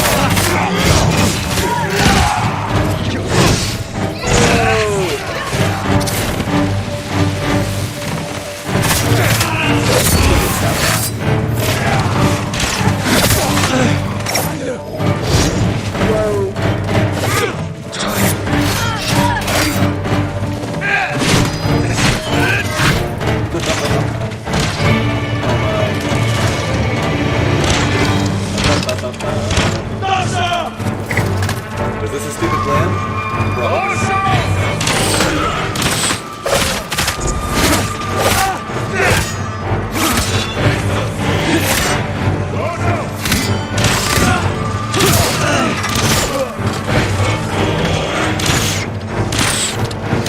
Whoa, how many arrows can you fire? Cheat? Oh my god!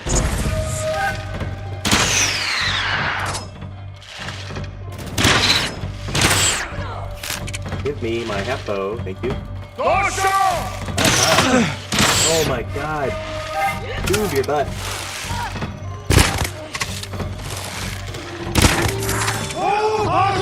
Jeez! Oh shit, die. Stick together like that.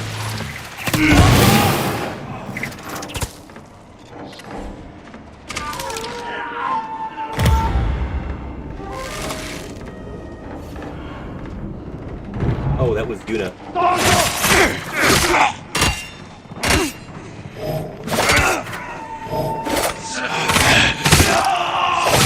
Not come up to my tower, thank you.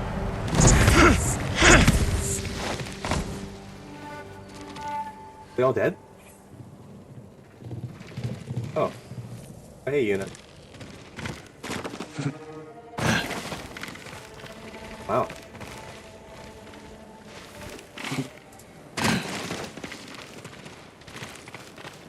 That one bomb cracked them all.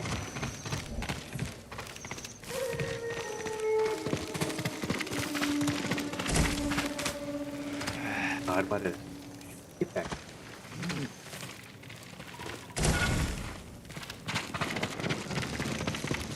What are you doing? Can you operate the Pacha? I'll figure it out. When I free Lord Shimura, we will be chased by Mongols. Take them down. With pleasure. Be safe, Jin. And you, Masako.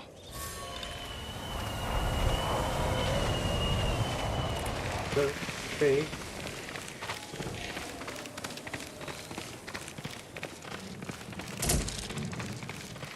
I actually needed those.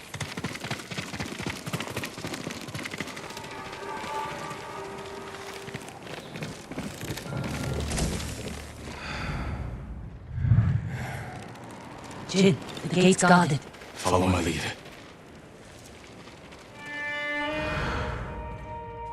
I'm not gonna try to do what I did last time.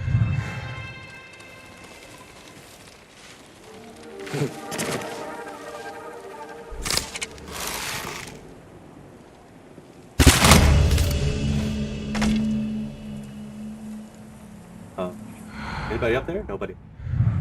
Kinda wish there was.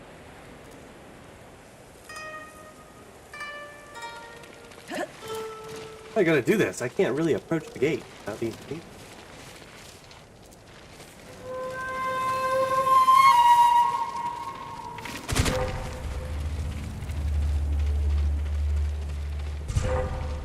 Whoa, whoa, whoa.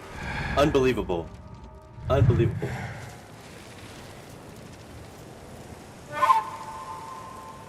Guys in the same spot? I don't know if I'm quick enough to do this.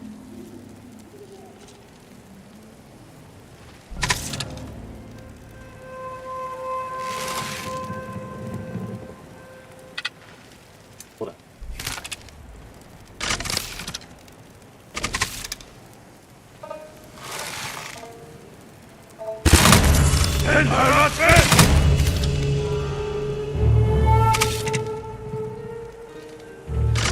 If you use the explosive arrow, that works.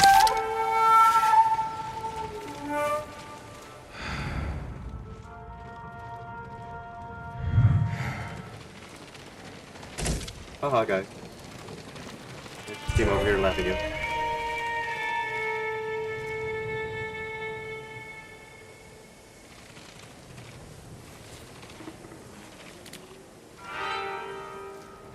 Okay, shoot arrows.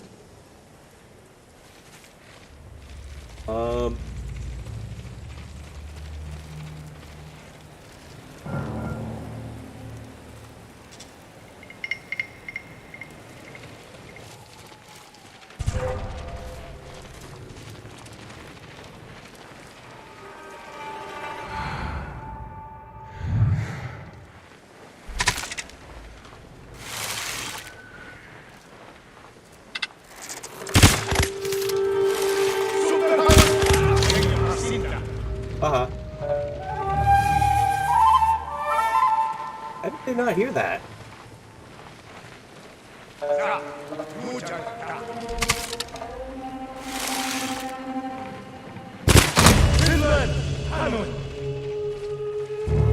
mean, you can sound the horn if you want to.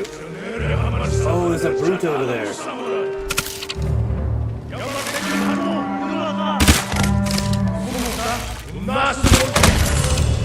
Oh, you didn't see that. You didn't see that. You blow another horn?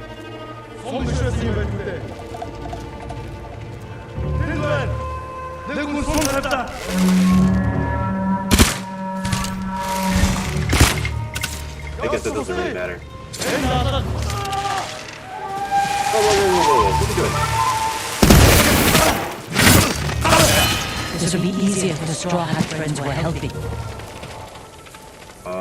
Refusal failed me. I won't forget that. Neither Yeah, will I'm your definitely uncle. not forgetting. This is rude.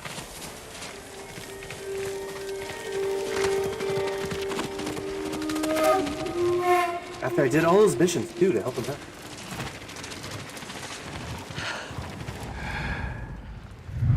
Yuzu has betrayed me.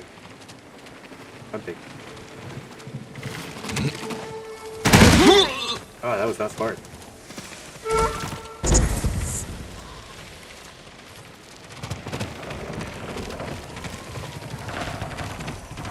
Huh. This is as far as I got last time. The Khan threw you off this bridge? I remember that. How'd you survive? I don't know.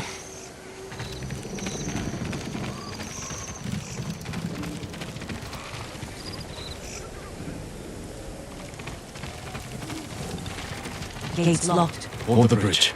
I'll find another way over.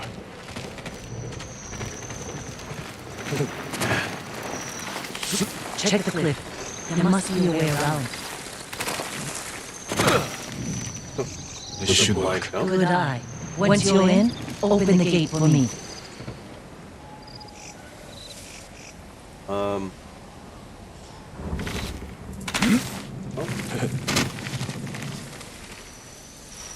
don't really know where I'm going. There's a dead body down here.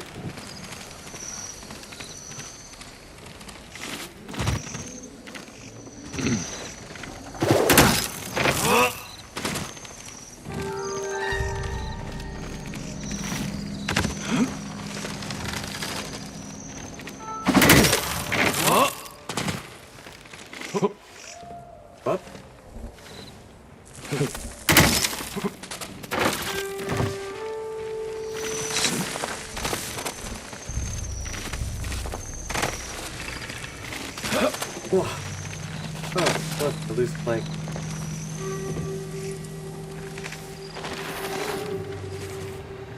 I could use Shima's help.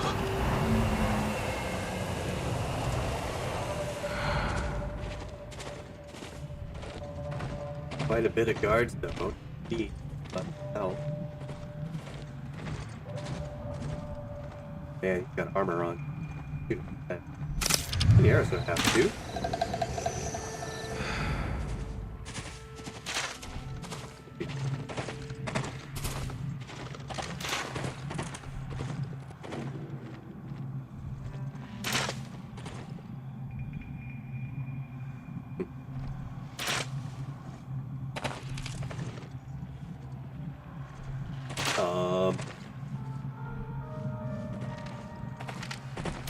There we go. See?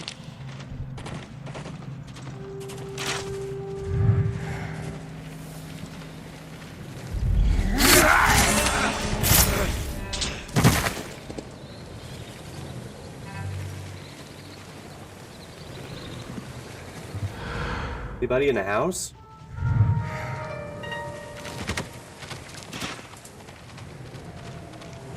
Oh my god, really?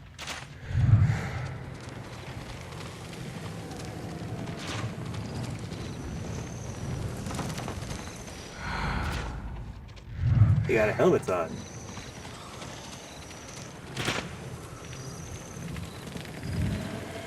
Can't really shoot you guys in the face. I mean, I can shoot you in the face.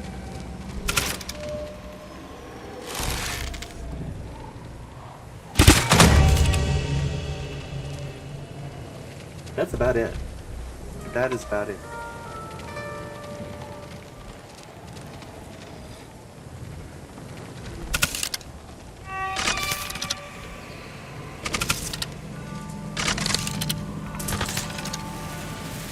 Goes the arrow, the helmet.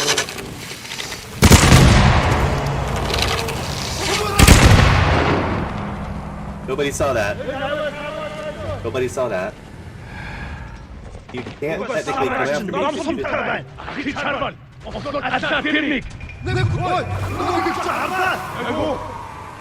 What? What?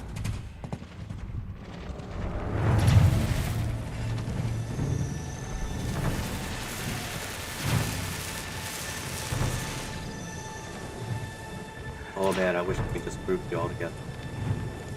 One explosion to take you all out. Oh, he's still alive! Oh my god!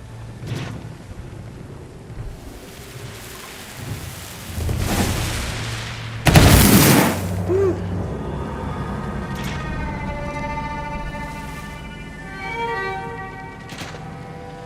Y'all hear that? Wait, he's still alive, guys.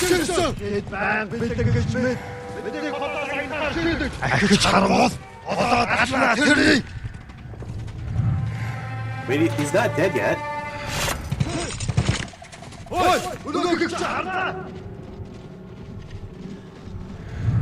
Man, you guys are assholes.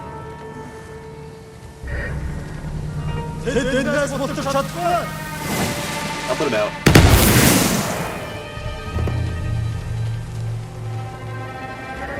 Oh, that's a leader. That is a leader, too.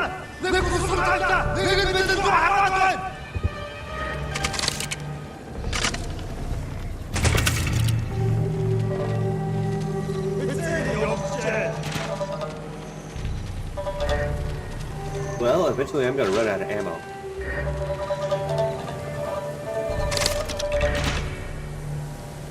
I don't need to worry about you.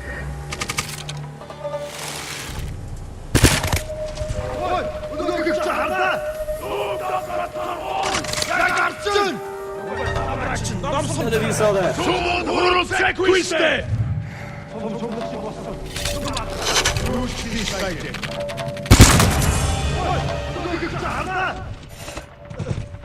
Dude, you have to be really stupid to not know where I'm at now.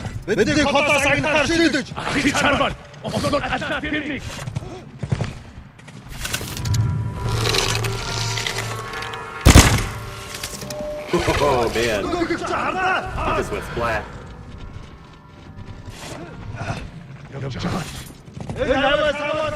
Beside Harna. Someone who's pushed there. Matanata.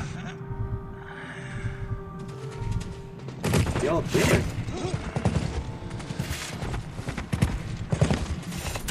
Oh, what happened to your helmet?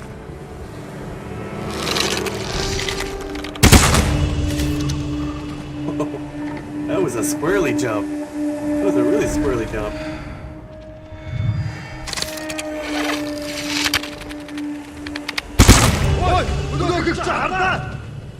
Well, that leaves just one person left. I'm gonna go get Yuna.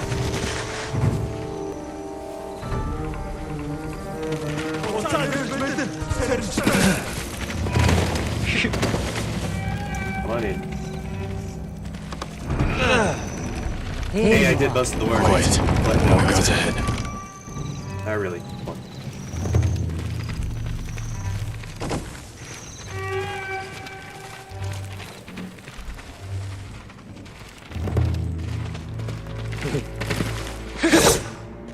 I forgot what he had. He had no shield. Hey, Yuna, there he is. Go.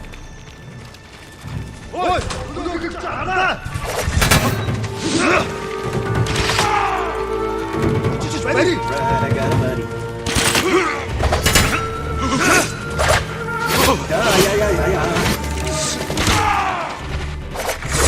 Yeah.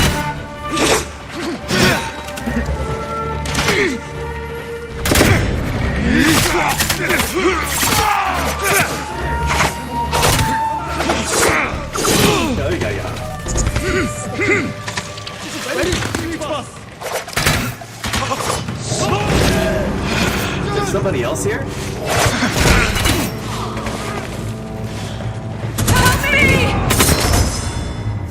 Yeah, trying to kill the leader around here.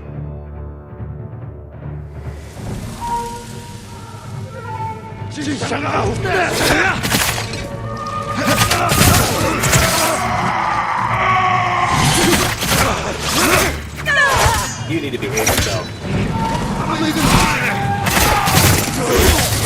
Oh, man.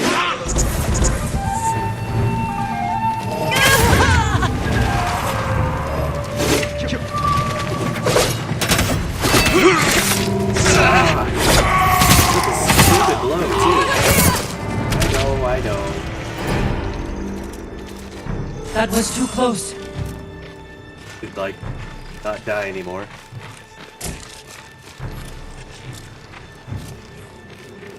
Challenge me!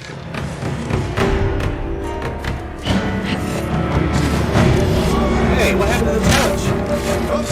You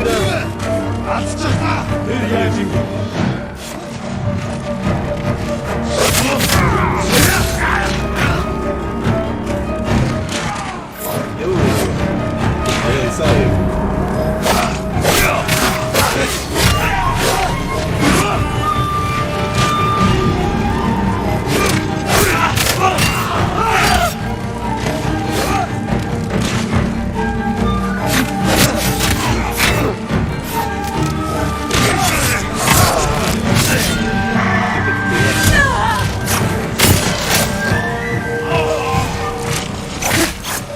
Oh, I just hit her.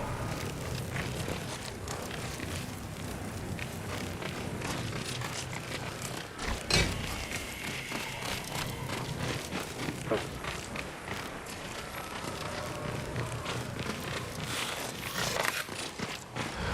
Nobody in this building? Nobody in this building. That's the way to get inside. You guys' living conditions suck. There are no windows. Basically true.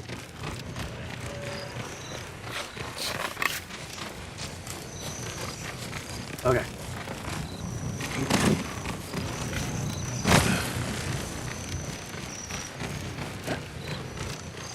Oh, I forgot this Yuna, hold this area. I'll find Lord Shimura. Good luck, Jin.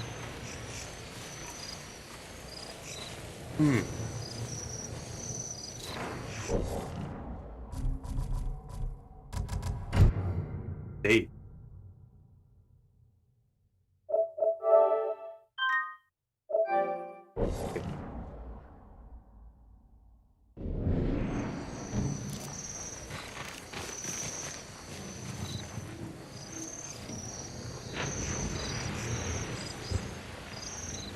It looks like I can go underneath that.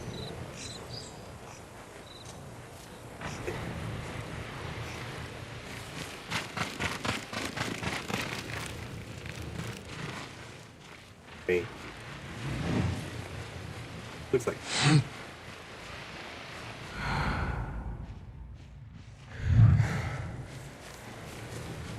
Alright, am I gonna do this? Can I go this way? Yeah. I don't think I can go.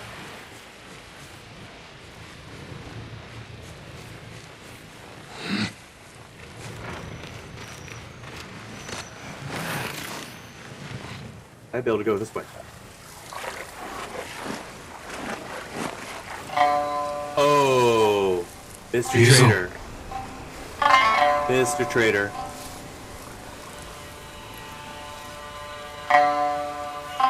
The Khan put a bounty on the ghost. Anyone can claim it. You wouldn't. My men are starving, Jin. Help me save my uncle, and he will reward your men. He will make you samurai.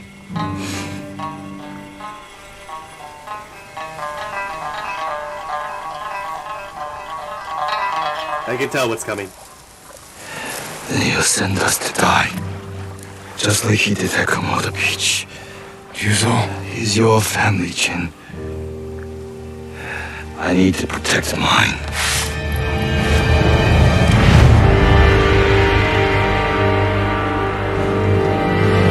I always knew you were a dirty traitor.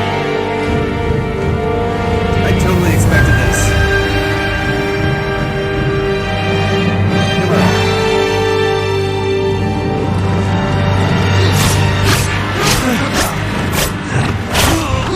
Hello. You hit way too hard.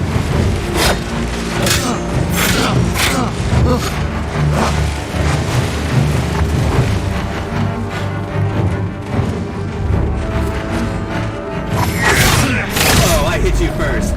I totally hit you There was first. no other way. Go ahead. Collect the bounty.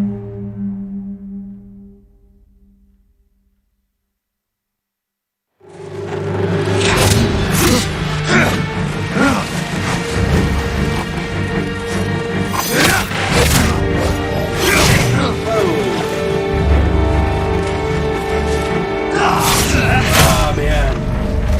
Oh, he kills me so easily. Falling at Komoda. It's gonna be a long 10 minutes.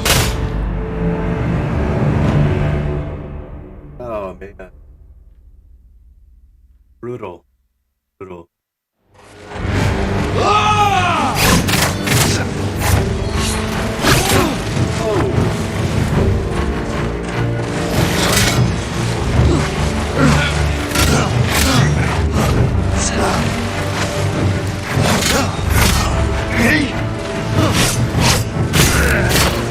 I'll make it quick.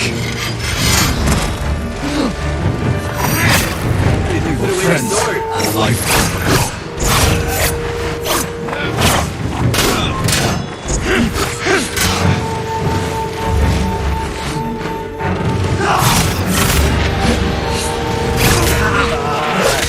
You should have avoided that.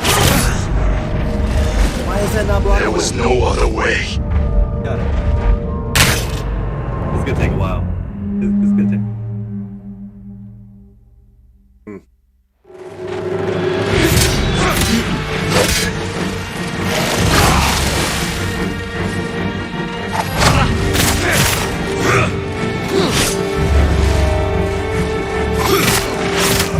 I'll make it quick. We were friends a lifetime ago. You're a shitty friend.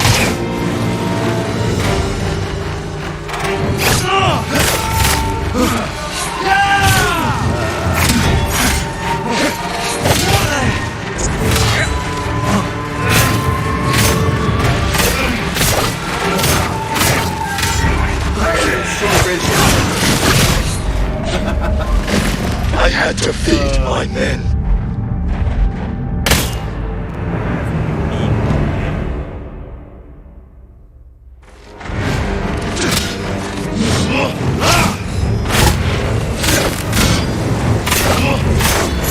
I'll make it quick.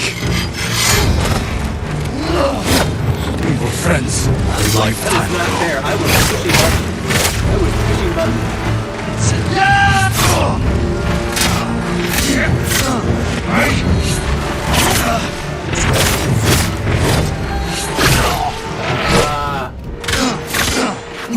No, as long as you keep doing that, you're gonna defeat it, King. No blocking it. There's no blocking. I had to feed my men. Shut up.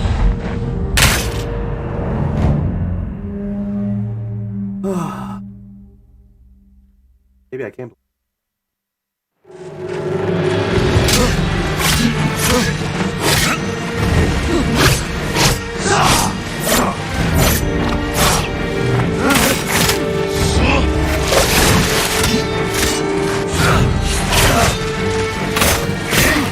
I'll make it quick.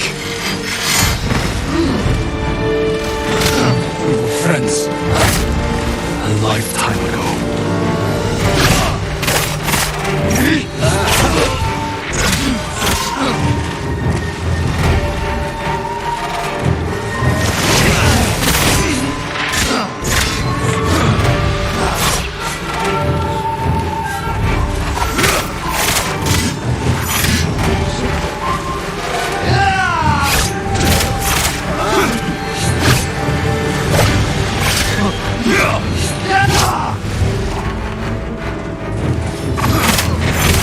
Stop! Before it's too late! You've changed. That is not So fair. have you, Ghost. Oh, man.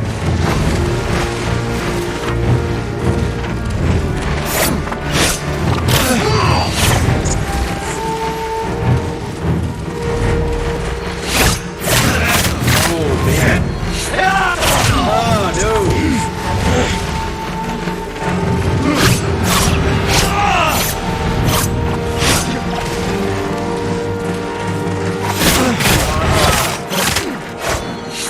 Ay, ay, ay, ay, ay.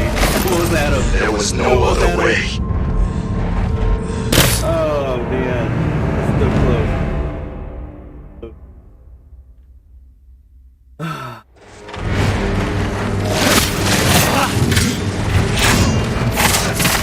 I'll make it quick.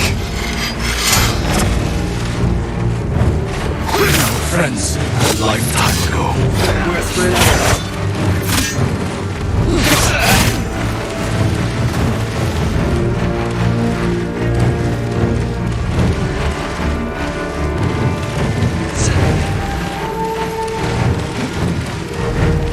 Why? But we're not being-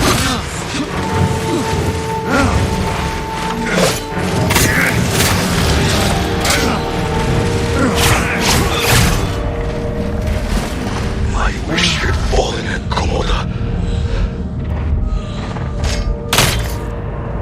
Well.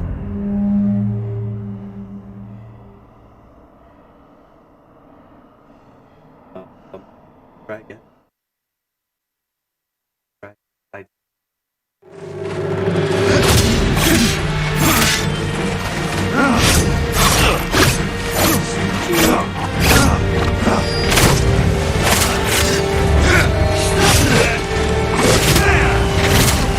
I'll make it quick. We were friends a lifetime ago.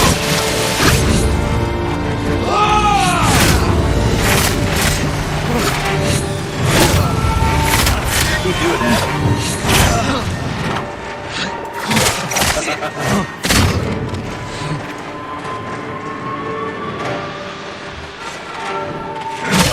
Stop!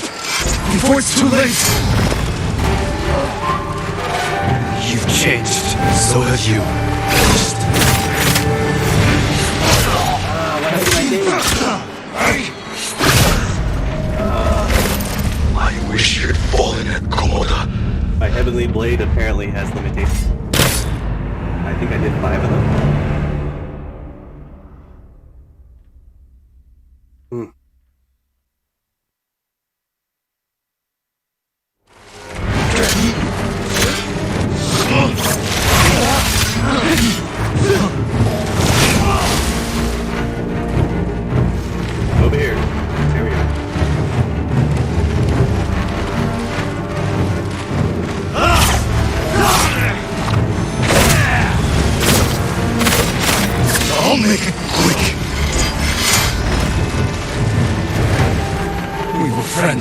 lifetime ago.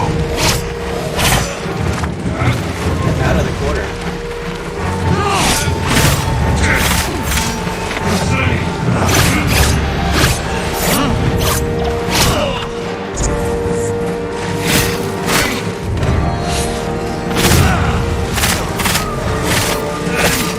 Stop! Before it's too late!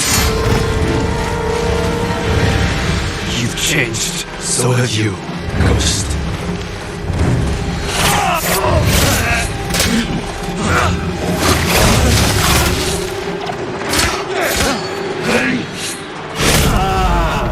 You're gonna do that too. There's no reason that. Fallen at Komoda. So cheap. That is so cheap. How many times have I?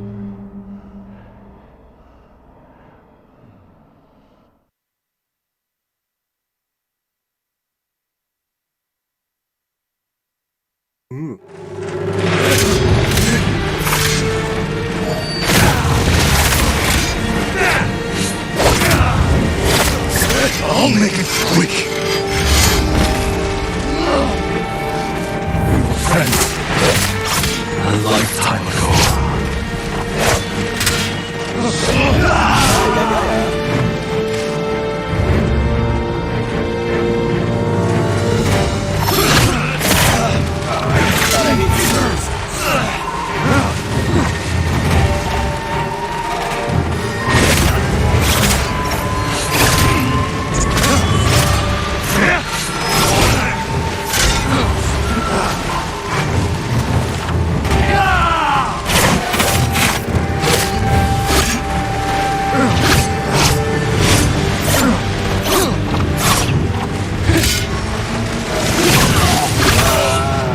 Stop! Before it's too late! You've changed. So have you, Ghost. Oh, I did it too soon. I did it too soon. There was no other way. Ay, ay, ay. Well, quitting time. Have to. One more attempt. More attempt. Then I have to set up stream for a Christmas.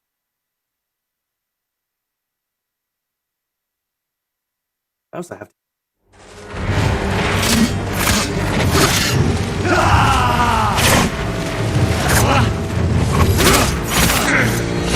Ay, ay, ay.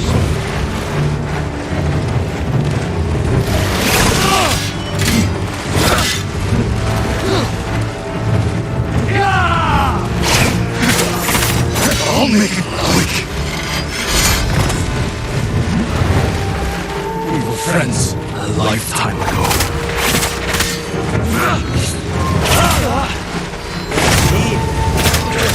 You're a cheapest.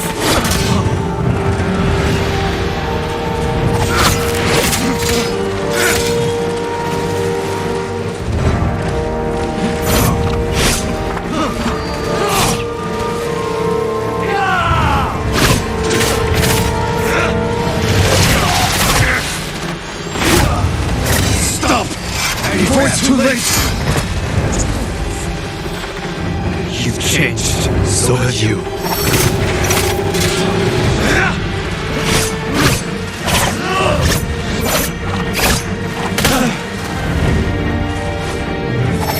No, you don't. Holy crap.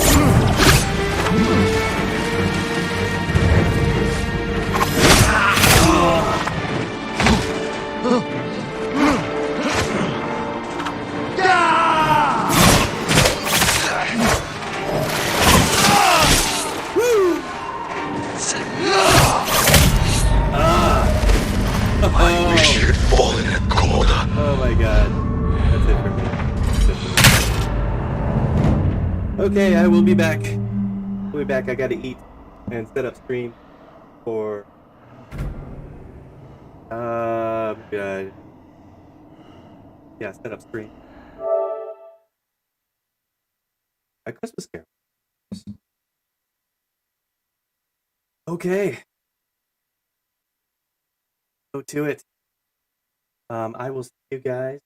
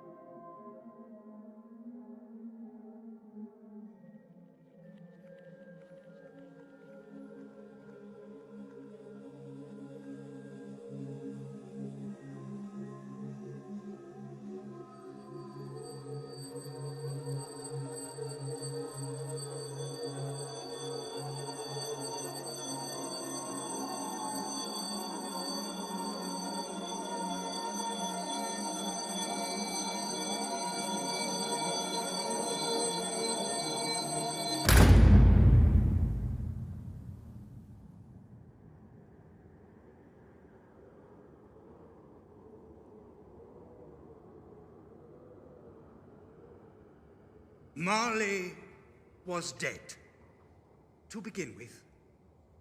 There is no doubt whatever about that.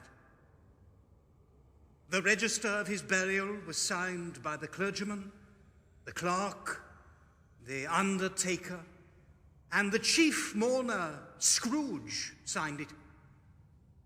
And old Marley was as dead as a doornail. This must be distinctly understood, or nothing wonderful can come of the story I'm going to relate. Scrooge knew he was dead? Of course he did. How could it be otherwise? Scrooge and he were partners for I don't know how many years. Scrooge was his sole executor, his sole administrator, his sole residuary legatee, his sole friend, and sole mourner. Scrooge never painted out old Marley's name. There it stood, years afterward, above the warehouse door, Scrooge and Marley. The firm was known as Scrooge and Marley. Sometimes people new to the business called Scrooge, Scrooge, and sometimes Marley, but he answered to both. It was all the same to him. Oh, but he was a tight-fisted hand at the grindstone, was Scrooge. A squeezing, wrenching, grasping, scraping, clutching, covetous old sinner. Secret and self-contained and solitary as an oyster. Nobody ever stopped him in the street to say, "My dear Scrooge, how are you?" No beggars implored him to bestow a trifle. No children asked him what it was o'clock.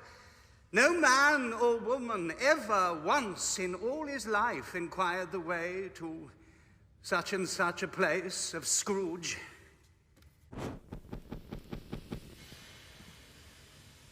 Even blind men's dogs, when they saw him coming on, would tug their owners into doorways.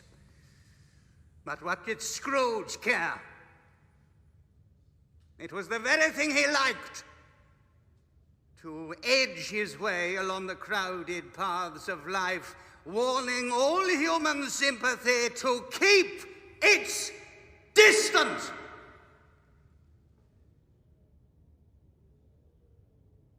Once upon a time, of all the good days in the year, on Christmas Eve, old Scrooge sat busy in his counting house. It was cold, bleak, biting weather. The city clocks had only just gone 3. But it was quite dark already, and candles were flaring in the windows like ruddy smears upon the palpable brown air. The fog came pouring in at every chink and keyhole and was so dense without, the houses opposite were mere phantoms. The door of Scrooge's office was open, that he might keep his eye upon his clerk, Bob Cratchit, who in a dismal little cell was copying letters. Scrooge had a very small fire, but the clerk's fire was so very much smaller that it looked like one coal. The clerk tried to warm himself at the candle, in which effort, not being a man of a strong imagination, he failed. "But a Merry Christmas, Uncle! God save you!" cried a cheerful voice. It was the voice of Scrooge's nephew, Fred, who had so heated himself with rapid walking in the fog and frost that he was all in a glow and his breath smoked again. "Bah!" said Scrooge. "Humbug! Oh, Christmas a humbug, Uncle? You don't mean that, I am sure." "I do. Oh, Merry Christmas." What right have you to be merry? What reason have you to be merry? You're poor enough. Oh, come then, what right have you to be dismal? What reason have you to be morose? You're rich enough. Scrooge, having no better answer ready on the spur of the moment, said, bah, again, and followed it up with, humbug. Oh, don't be cross, Uncle. Where else can I be? I live in such a world of fools as this. Merry Christmas. Out upon Merry Christmas. What's Christmas time to you but a time for paying bills without money? A time for finding yourself a year older and not an hour richer? If I could work my will, every idiot who goes about with Merry Christmas on his lips should be boiled with his own pudding and buried with a stake of holly through his heart. Uncle, nephew, keep Christmas in your own way and let me keep it in mine. Well, keep it? But you don't keep it. Let me leave it alone then. Much good may it do you. Much good it has ever done you. Well, there are many things from which I might have derived good, by which I have not profited, I dare say. But Christmas among the rest. I've always thought of Christmas time as a good time, a kind, forgiving, charitable time. It's the only time I know of when men and women seem by one consent to open their shut-up hearts freely and to think of people below them as if they really were fellow passengers to the grave. And therefore, Uncle, there has never put a scrap of gold or silver in my pocket. I believe that it has done me good and will do me good, and I say, God bless it. The clerk involuntarily applauded. Let me hear another song from you, Cratchit, and you'll keep your Christmas by losing your situation. You're quite a powerful speaker, sir, and I wonder you don't go into Parliament. Oh, don't be angry, Uncle. Come dine with us tomorrow. Scrooge said that he would see him in... Yes, indeed, he did. He went the whole length of the expression and said that he would see him in that extremity first. But why, cried Scrooge's nephew, why? Well, why did you get married? Because I fell in love. Oh, because you fell in love, growled Scrooge, as if that were the only thing in the world more ridiculous than a Merry Christmas. Good afternoon. Nay, Uncle, but you never came to see me before that happened. Why give it as a reason for not coming now? Good afternoon. I want nothing from you. I ask nothing of you. Why cannot we be friends? Good afternoon. I'm sorry with all my heart to find you so resolute. We have never had any quarrel to which I have been a party. But I have made the trial in homage to Christmas, and I'll keep my Christmas humor to the last. So a Merry Christmas, Uncle. Good afternoon. And a Happy New Year. Good afternoon. His nephew left the room without an angry word notwithstanding and stopped at the outer door to exchange the greetings of the season with the clerk, who, cold as he was warmer than Scrooge. Oh, there's another fellow. My clerk with 15 shillings a week and a wife and family talking about a Merry Christmas. I'll retire to Bedlam. The clerk, in letting Scrooge's nephew out, had let two other gentlemen in who stood with their hats off in Scrooge's office. Scrooge and Marley's, I believe. Have we the pleasure of addressing Mr. Scrooge or Mr. Marley? Mr. Marley has been dead these 7 years. He died 7 years ago this very night. Well, we have no doubt his liberality is well represented by his surviving partner. My credentials, sir. At the ominous word, liberality, Scrooge frowned and handed the credentials back. Well, at this festive season of the year, Mr. Scrooge, it is more than usually desirable that we should make some slight provision for the poor and destitute who suffer greatly at the present time. Many thousands are in want of common necessaries, and hundreds of thousands are in want of common comfort, sir. Are there no prisons? Well, plenty of prisons. And the union workhouses, are they still in operation? They are, still. I wish I could say they were not. Oh, I was afraid from what you said at first that something had occurred to stop them in their useful course. I am very glad to hear it. Well, a few of us are endeavoring to raise a fund to buy the poor some meat and drink and means of warmth. We choose this time because it is a time of all others when want is keenly felt and abundance rejoices. What shall we put you down for? Nothing. Oh, you wish to be anonymous. I wish to be left alone. Now, since you ask me what I wish, gentlemen, that is my answer. I don't make merry myself at Christmas, and I can't afford to make idle people merry. I hope to support the prisons and the workhouses. They cost enough. Those who are badly off must go there. Well, many can't go there. And many would rather die. But if they would rather die, they had better do it and decrease the surplus population. Good afternoon, gentlemen.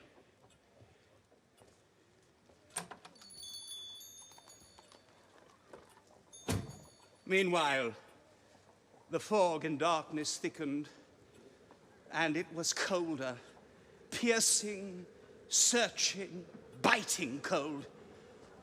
A small boy, gnawed and mumbled by the hungry cold as bones are gnawed by dogs, stooped down at Scrooge's keyhole to regale him with a Christmas carol.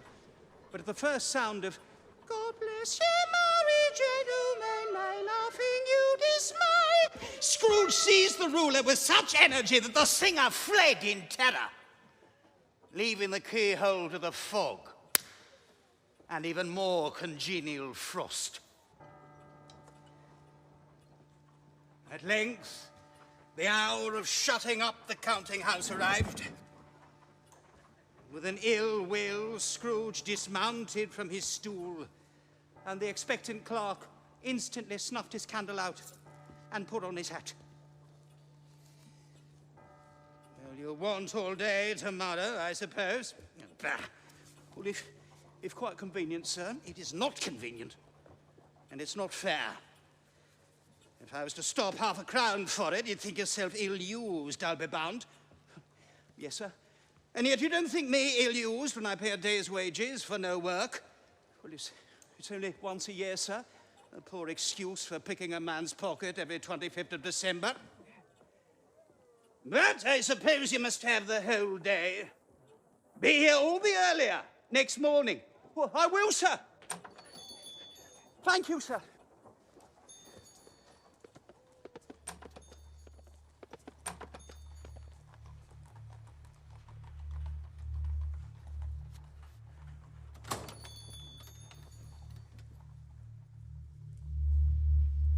Scrooge took his melancholy dinner in his usual melancholy tavern, and having read all the newspapers and beguiled the rest of the evening with his banker's book, went home to bed.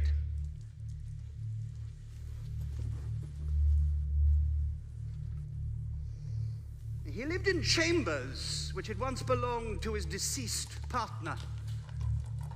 They were a gloomy suite of rooms in a lowering pile of building up a yard so dark that even Scrooge, who knew its every stone, was fain to grope with his hands.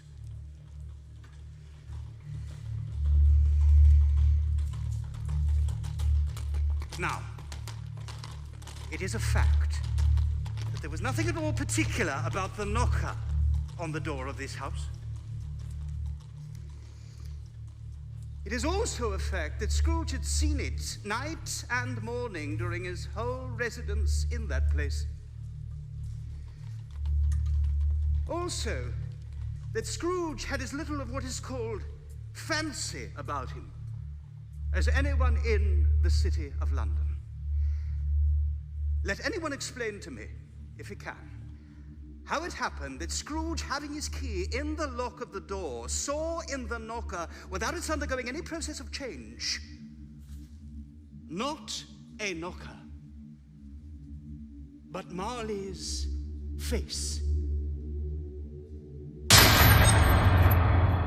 Marley's face, with a dismal light about it, like a bad lobster in a dark cellar.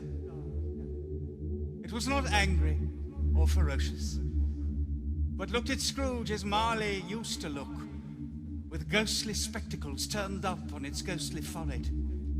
The hair was curiously stirred, as if by breath or hot air, And though the eyes were wide open, they were perfectly motionless. As Scrooge looked fixedly at this phenomenon, it was a knocker again. He did pause before he shut the door, and he did look cautiously behind it first, as if he half expected to see Marley's pigtail sticking out into the hall. But there was nothing on the back of the door except the screws and nuts that held the knocker on, so he said, "Pooh. Pooh," and closed it with a bang. The sound resounded through the house like thunder. Every room above and every cask in the wine merchant's cellars below appeared to have a separate peal of echoes of its own. Scrooge was not a man to be frightened by echoes.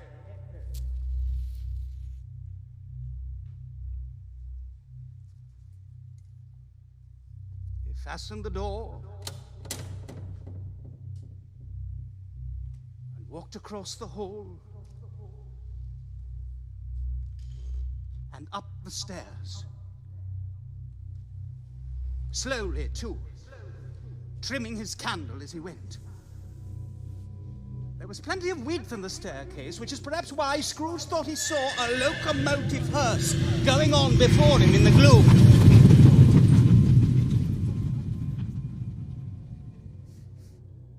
Up Scrooge went, not caring a button for its being very dark. Darkness is cheap. And Scrooge liked it. But before he locked his heavy door, he walked through his rooms to see that all was right. Sitting room, bedroom, lumber room, all as they should be.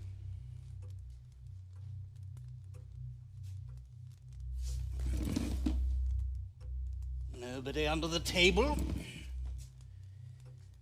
nobody under the sofa.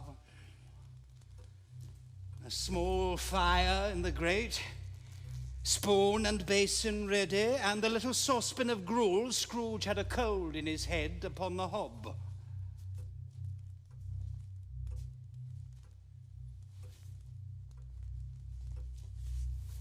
Nobody under the bed.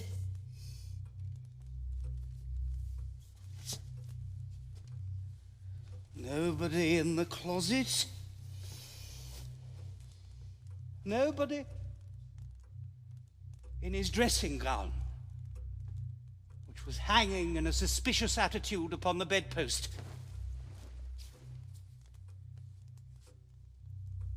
Quite satisfied, he locked himself in. Double locked himself in, which was not his custom. Thus secured against surprise, he took off his cravat, put on his dressing gown and slippers, and sat down before the low fire to take his gruel. As he threw his head back in the chair, his glance happened to rest upon a bell, a disused bell that hung in the room and communicated for some purpose now forgotten with a chamber in the highest story of the building.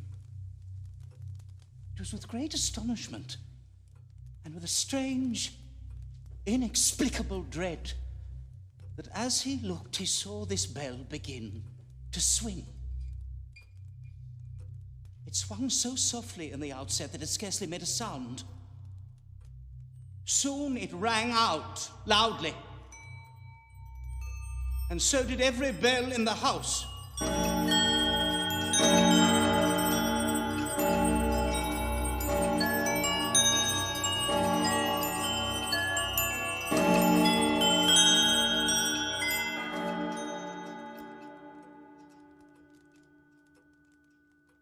the bells ceased as they had begun. This was succeeded by a clanking noise deep down below, as if some person were dragging a heavy chain. The cellar door flew open with a booming sound. Then the noise much louder on the floors below. Then coming up the stairs. Then coming straight towards his door. It came on through the heavy door, and upon its coming in, the dying fire leapt up as though it cried, "I know him! Marley's ghost!" The same face. The very same. Marley in his pigtail waistcoat, tights, and boots. A chain was clasped about his middle. It was long and wound about him like a tail, and it was made of cash boxes, keys, padlocks, ledgers, deeds, and heavy purses wrought in steel. His body was transparent, so that Scrooge, looking through his waistcoat, could see the 2 buttons on his coat behind. Scrooge had often heard it said that Marley had no bowels, but he had never believed it until now. No, nor did he believe it even now, though he looked the phantom through and saw it standing before him, though he felt the chilling influence of its death-cold eyes, and noticed the very texture of the folded kerchief bound about its head and chin. He was still incredulous. "How now? What do you want with me?" "Marsh." Marley's voice, no doubt about it. "Who are you?" "Ask me who I was." "Well, who were you then?" "In life, I was your partner, Jacob Marley." Can you sit down? Scrooge asked the question because he didn't know whether a ghost so transparent might find himself in a condition to take a chair, and felt that in the event of its being impossible, it might involve the necessity of an embarrassing explanation. "I can." "Well, do it then." The ghost sat down on the opposite side of the fireplace, as if he were quite used to it.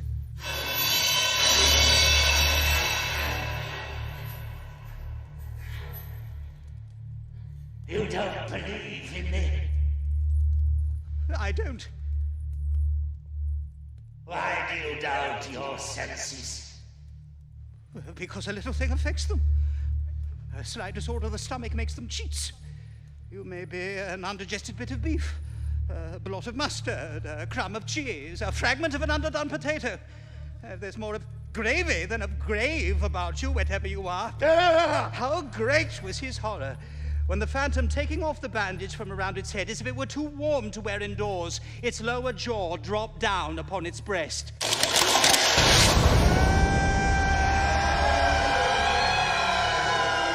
"Oh, mercy! Dreadful apparition, why do you trouble me?" "It is required of every man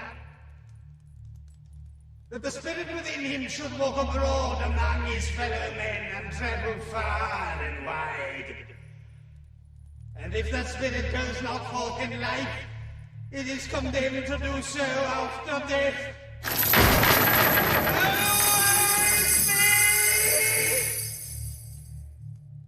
I am a chain I forged in life. I made it link by link and yard by yard.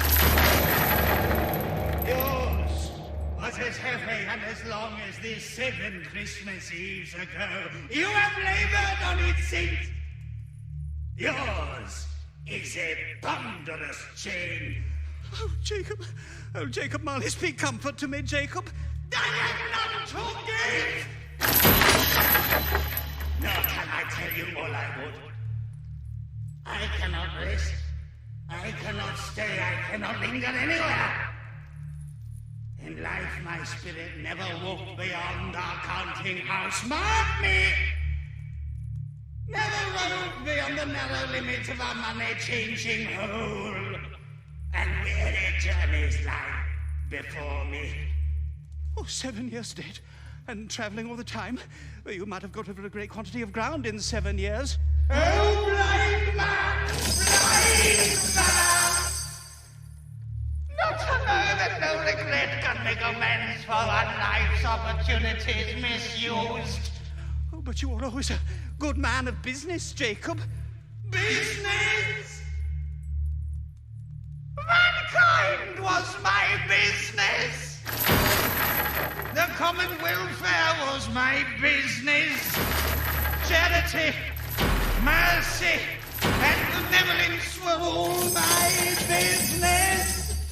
The dealings of my trade were but a drop of water in the comprehensive ocean of my business. Scrooge was very much dismayed to hear the spectre going on at this rate, and began to quake exceedingly. Hear me. My time is nearly gone. I will, but don't be hard upon me. Don't be flowery, Jacob, pray. I am here tonight to warn you that you have yet a chance and hope of escaping my fate, Ebenezer. Well, you were always a good friend to me, thank you. You will be haunted by 3 spirits. Is that the chance and hope you mentioned, Jacob? I think I'd rather not. Without their visits, you cannot hope to shun the path I tread. Expect the first, when the bell tolls 1. Well, couldn't I take them all at once and have it over, Jacob?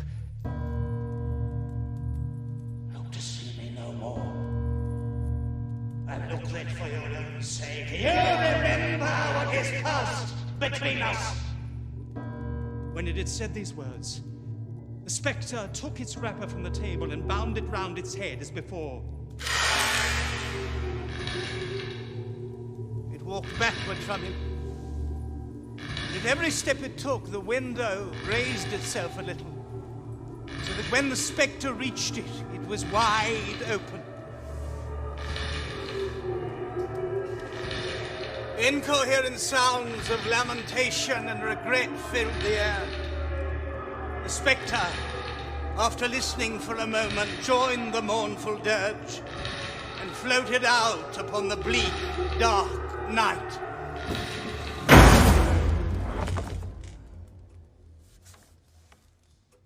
Scrooge closed the window and examined the door by which the ghost had entered. It was double locked, and the bolts were undisturbed.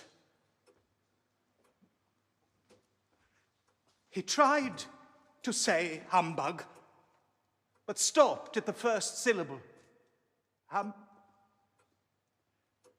And being from the emotion he had undergone, or the fatigues of the day, or his glimpse of the invisible world, or the lateness of the hour, much in need of repose, went straight to bed without undressing, and fell asleep upon the instant.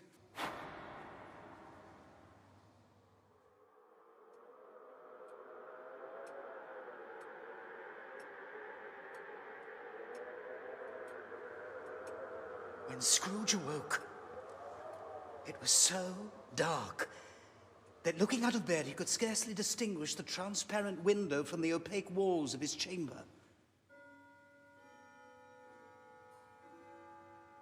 1:15. 1:30. What, 1:45?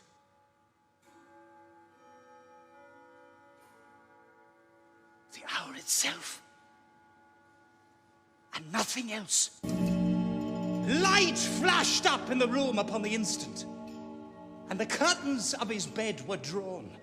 The curtains of his bed were drawn aside, I tell you, by a hand. Scrooge found himself face to face with a strange figure. Like a child, yet not so like a child as like an old man diminished to a child's proportions. Its hair, which hung about its neck and down its back, was white as if with age, and yet the face had not a wrinkle in it, and the tenderest bloom was on its skin. It held a branch of fresh green holly in its hand, yet its dress was trimmed with summer flowers.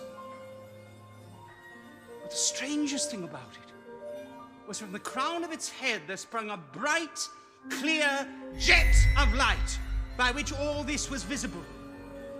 Are you the spirit, sir, whose coming was foretold me?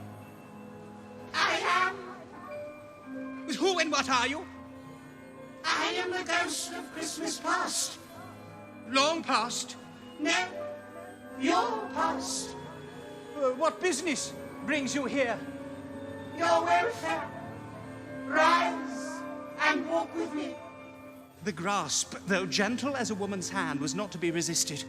He rose, but finding that the spirit made towards the window, clasped its robe in supplication. Oh, I am mortal and liable to fall. There but a touch of my hand. There.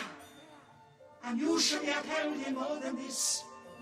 As the words were spoken, they passed through the wall.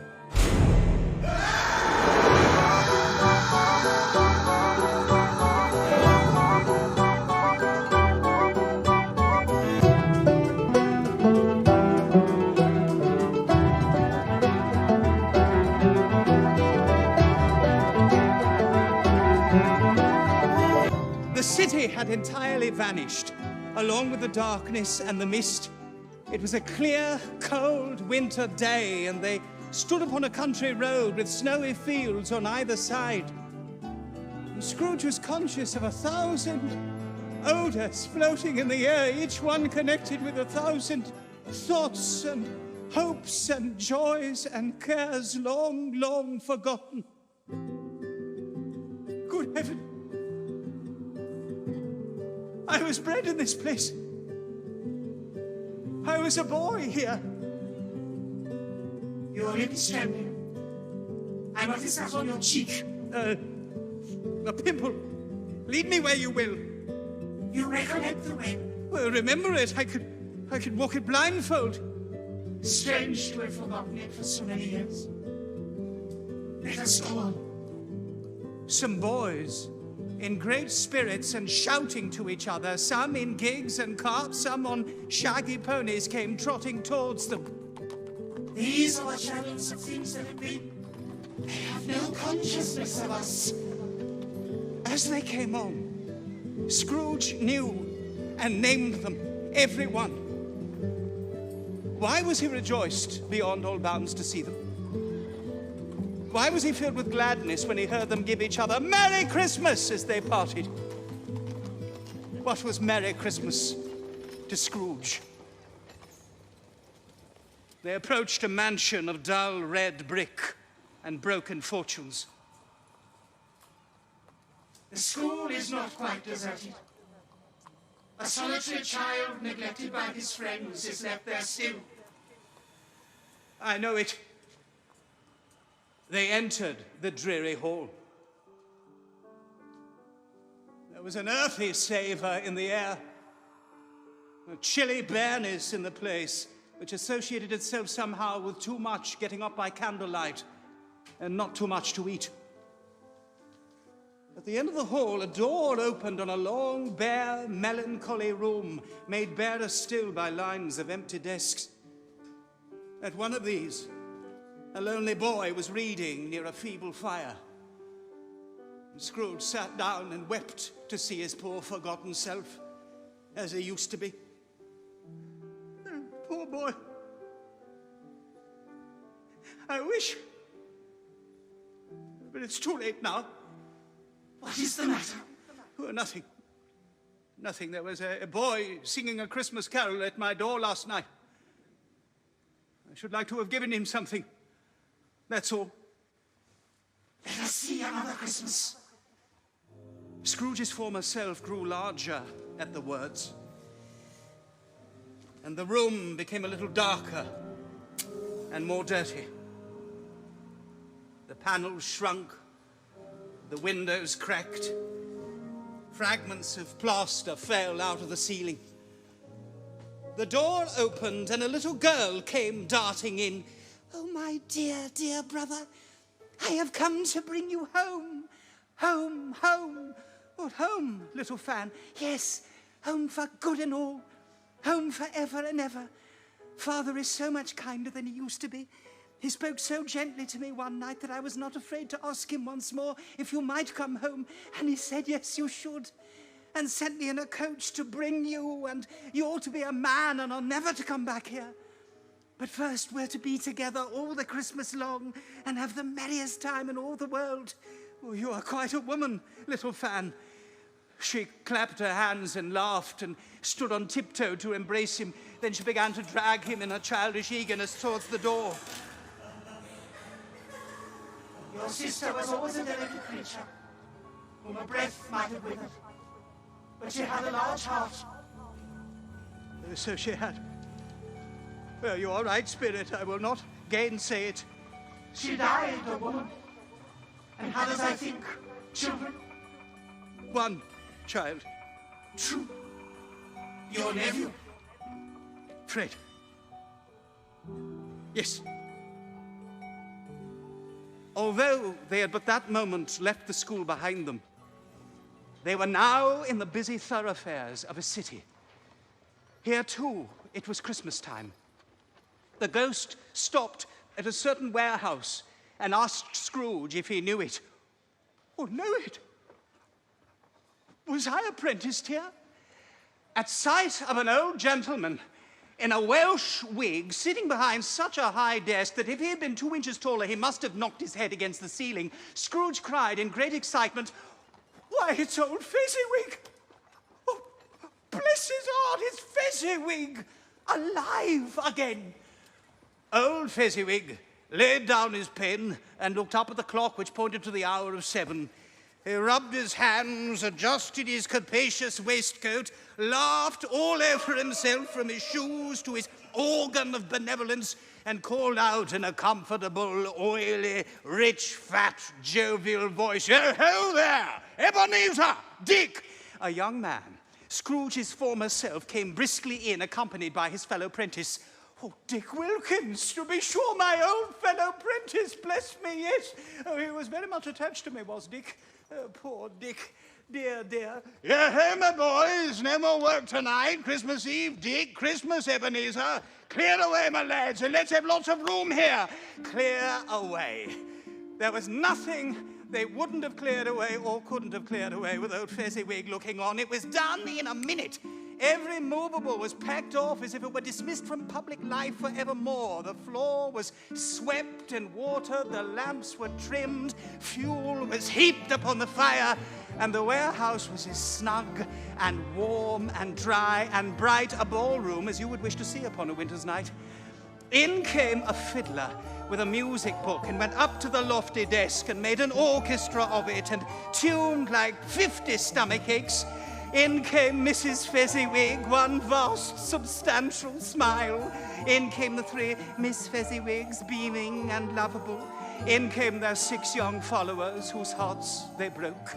In came all the young men and women employed in the business. In came the housemaid with her cousin the baker. In came the cook with her brother's particular friend, the milkman. In they all came, one after another, some shyly, some boldly, some gracefully, some awkwardly, some pushing, some pulling. In they all came, it was anyhow and everyhow. And away they all went, 20 couple at once, hands half round and back again the other way, down the middle and up again, round and round. Old top couple always turning up in the wrong place. New top couple starting off again as soon as they got there. All top couples at last and not a bottom one to help them. Old Fezziwig, clapping his hands to stop the dance, cried out, "Well done!" And the fiddler plunged his hot face into a pot of porter especially provided for that purpose.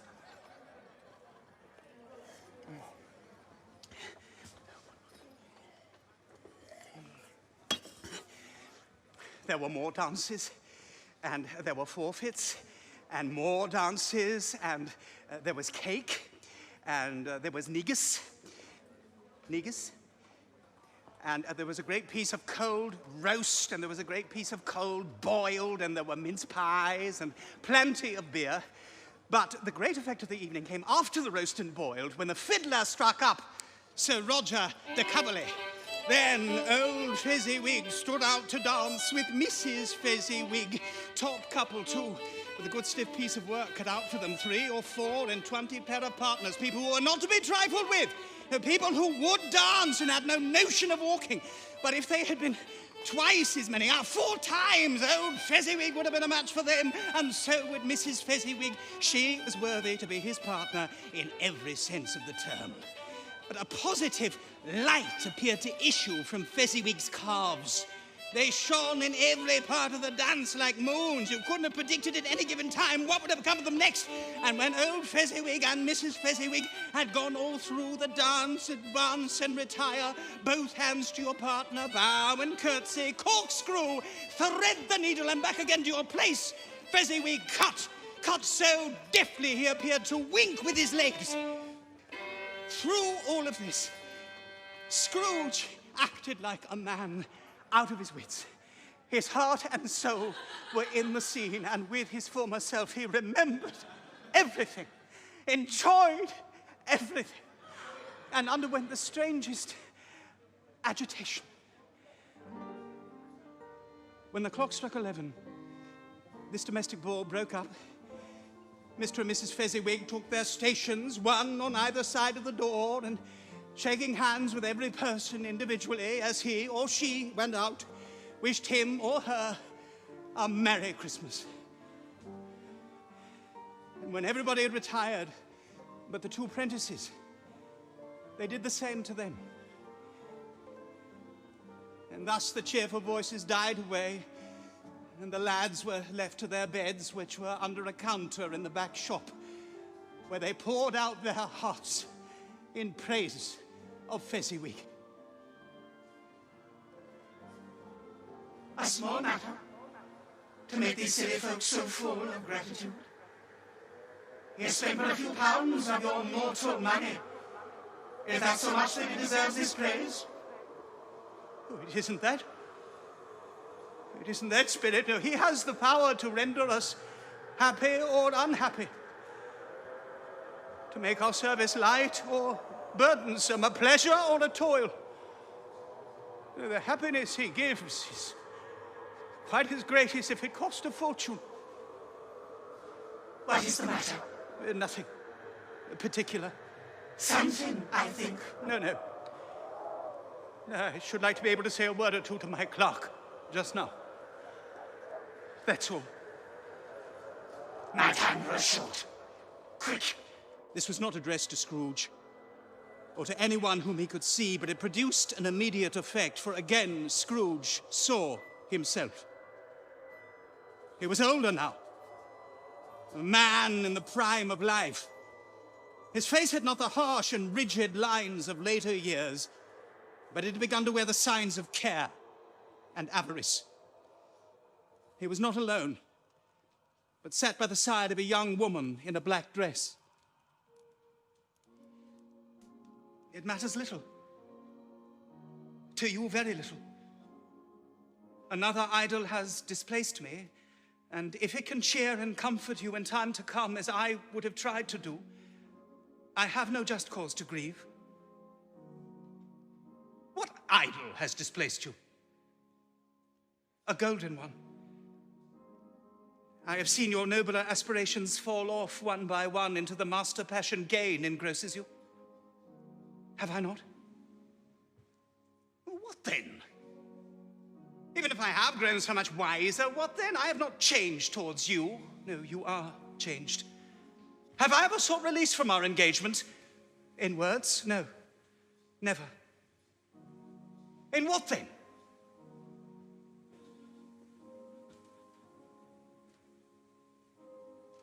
In a changed nature, in an altered spirit.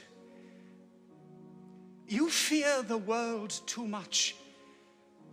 When our contract was made, we were both poor and content to be so. If you were free today, would you seek me out and try to win me now? Can I believe that you would choose a dowerless girl, or choosing her, that your repentance and regret would not surely follow? I release you, Ebenezer, with a full heart, for the love of him you once were. May you be happy in the life you have chosen. Spirit, show me no more. Remove me from this place. I told you that these are the shadows of the things that have been, that they are what they are. Do not blame me. Remove me. I cannot bear it. Just leave me. Take me back. Haunt me no longer. As he struggled with the ghost, its light was burning high and bright. Scrooge seized the spirit and pressed down upon its head. But though he pressed down with all his force, he could not hide the light. Silver and gold. Silver and gold. Everyone wishes for it. How do you measure its worth? But just by the pleasure it gives here on earth. Oh, I'm getting old. Oh, I'm getting old. Everyone wishes for youth. How have I wasted my life, trusting the pleasure it gives here on earth? Lord, come with fire.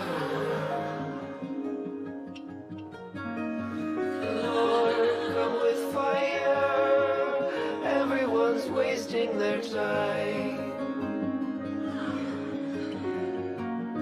storing up treasure in vain, trusting the pleasure it gives here on earth. Silver and gold, silver and gold, silver and gold, silver and gold, silver and gold. Scrooge was conscious of being exhausted and overcome by an irresistible drowsiness. And further, of being in his own bedroom. He had barely time to reel to bed before he sank into a heavy sleep.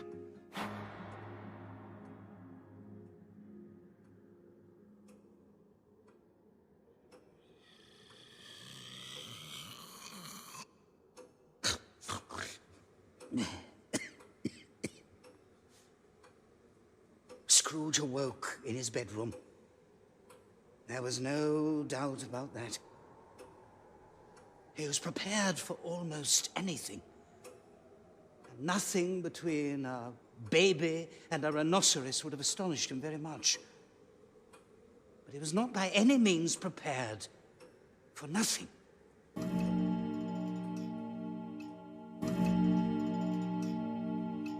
Slowly, he became aware of a blaze of ruddy light which seemed to emanate from the adjoining room. He got up softly and shuffled in his slippers to the door. The moment Scrooge's hand was on the lock, a strange voice called him by his name and bade him enter.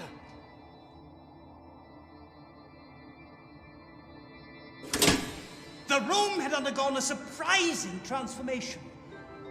The walls and ceiling were so hung with living green of holly, mistletoe, and ivy that it looked a perfect grove, from every part of which bright, gleaming berries glistened and reflected back the light as if so many little mirrors had been scattered there.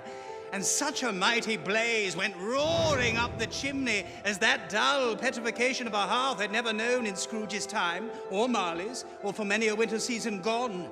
Heaped upon the floor to form a kind of throne were turkeys, geese, game, brawn, great joints of meat, sucking pigs, long wreaths of sausages, mince pies, plum puddings, barrels of oysters, red-hot chestnuts, cherry-cheeked apples, juicy oranges, luscious pears, immense 12th cakes, and seething bowls of punch.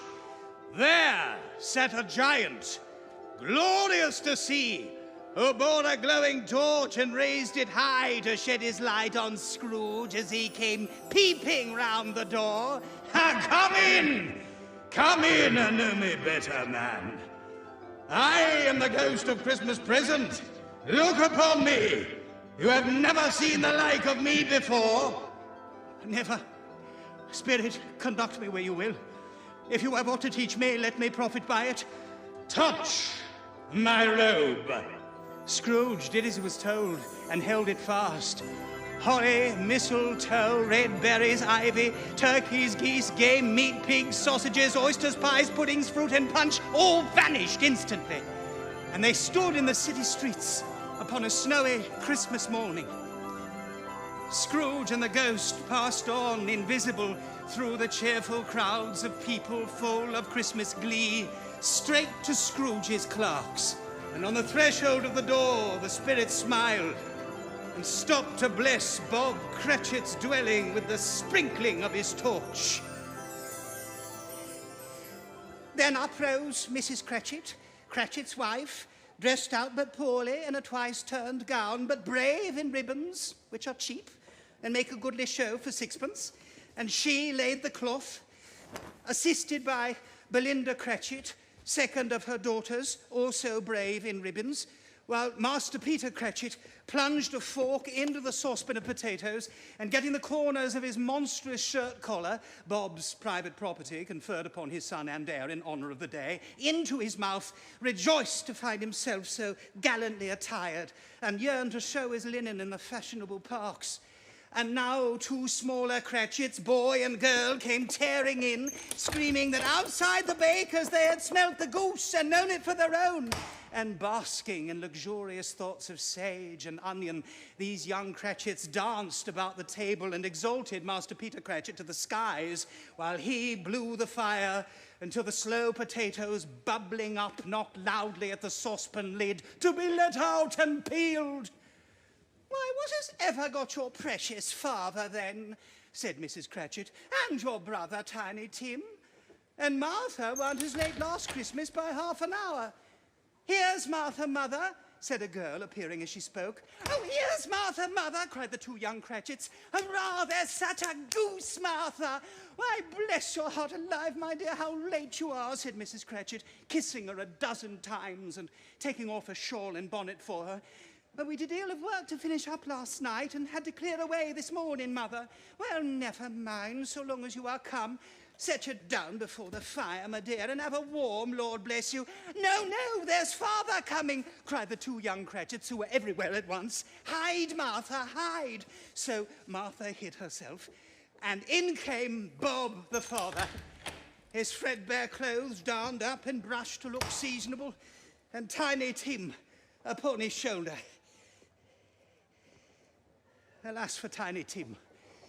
He bore a little crutch and had his limbs supported by an iron frame. "Why, where's our Martha?" cried Bob Cratchit, looking round. "Not coming," said Mrs. Cratchit. "What, not coming? Not coming? Upon Christmas Day?" Martha didn't like to see him disappointed, if it were only in joke. So she came out prematurely from behind the closet door and ran into his arms, while the two young Cratchits hustled Tiny Tim off into the wash-house that he might hear the puddings singing in the copper. "And how did little Tim behave?" asked Mrs. Cratchit, when Bob did hug his daughter to his heart's content. "Oh, as good as gold. And better. Somehow he gets thoughtful sitting by himself so much and thinks the strangest things you ever heard. No, he told me coming home that he hoped the people saw him in the church because he was a cripple. And it might be pleasant to them to remember who upon Christmas Day made lame beggars walk and blind men see. Bob's voice was tremulous when he told them this, and trembled more when he said that Tiny Tim is growing strong and hearty. His active little crutch was heard upon the floor, and back came Tiny Tim before another word was spoken to his stool before the fire.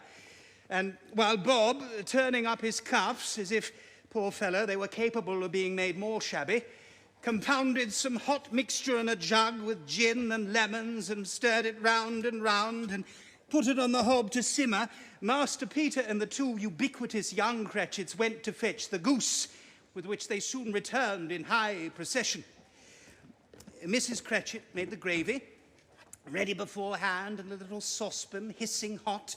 Master Peter mashed the potatoes with incredible vigour. Miss Belinda sweetened up the apple sauce. Martha dusted the hot plates. Bob took Tiny Tim beside him at the table. The two young Cratchits set chairs for everybody, not forgetting themselves, and mounting guard upon their posts, crammed spoons into their mouths lest they should shriek for goose before their turn came to be helped. But at last, the dishes were set on, and grace was said.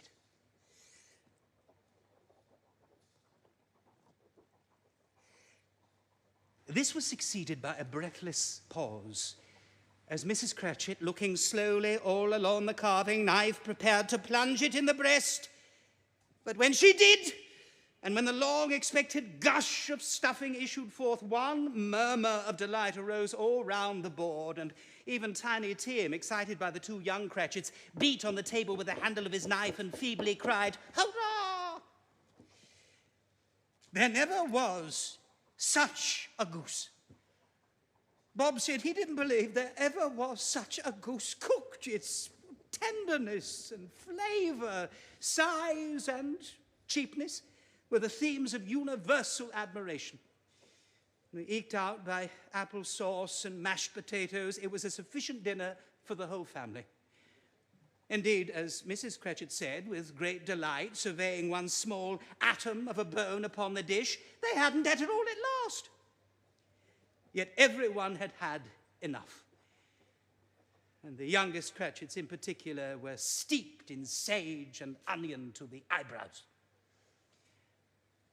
But now, the plates being changed by Miss Belinda, Mrs. Cratchit left the room alone, too nervous to bear witnesses, to take the pudding up and bring it in.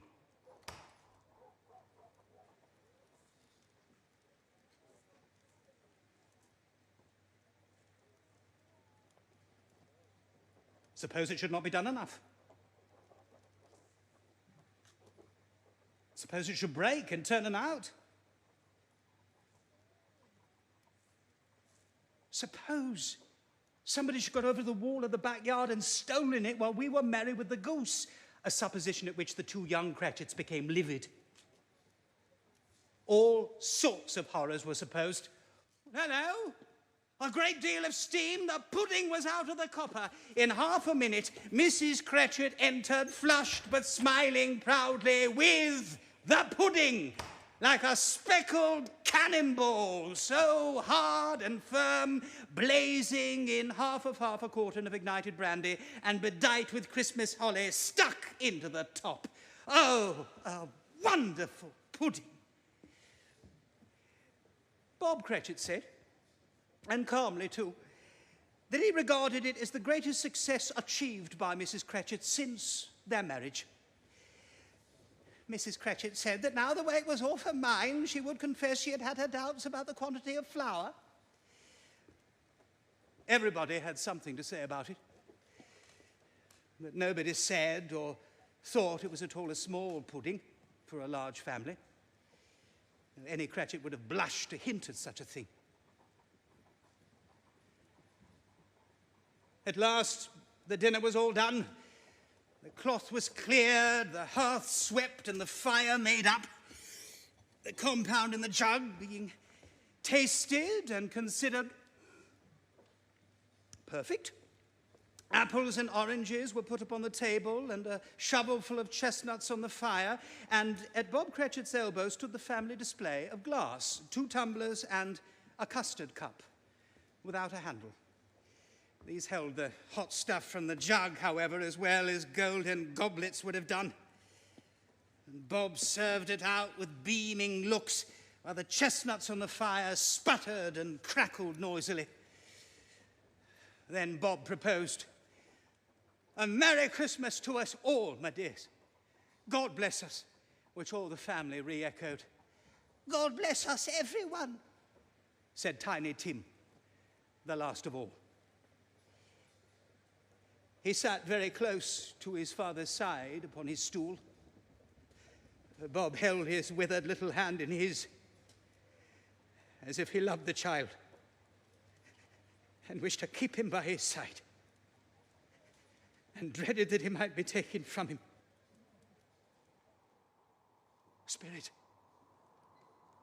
tell me if Tiny Tim will live.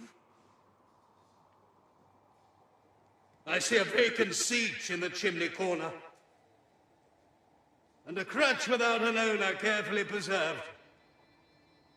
If these shadows remain unaltered by the future, the child will die. Oh, no. Oh, no, kind spirit, say he will be spared.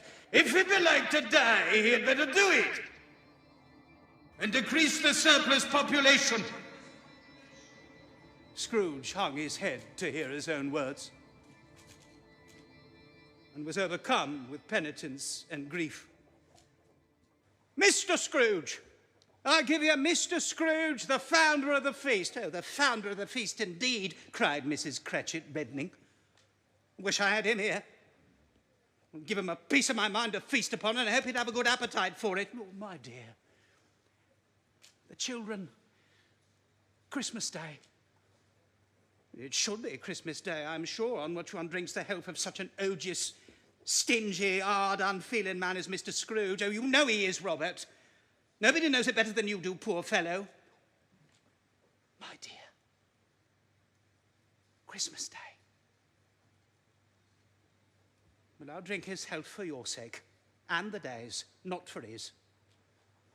Long life to him. A Merry Christmas and an Happy New Year.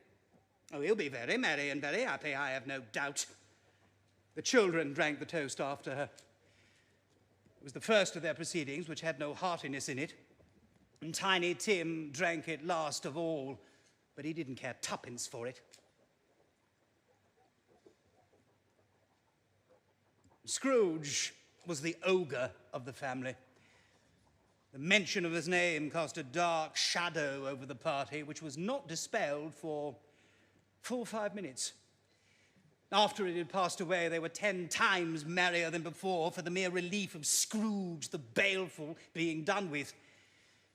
And Bob Cratchit told them how he had a situation in his eye for young Peter, which would bring in, if obtained, full 5 and 6pence weekly. The 2 young Cratchits laughed tremendously at the idea of Peter's being a man of business, and Peter himself looked thoughtfully at the fire from between his collars, as if he were deliberating what particular investments he should favour when he came into receipt to that bewildering income. There was a poor apprentice at a milliner's and worked 16 hours at a stretch, told them how she meant to lie abed tomorrow morning for a good long rest, and also how she had seen a countess and a lord some days before, and how the lord was much about as tall as Peter, at which Peter pulled up his collar so high you couldn't have seen his head if you had been there. But all this time, the chestnuts and the jug went round, and by and by they had a song about a lost child travelling in the snow from Tiny Tim, who had a plaintive little voice and sang it very well indeed.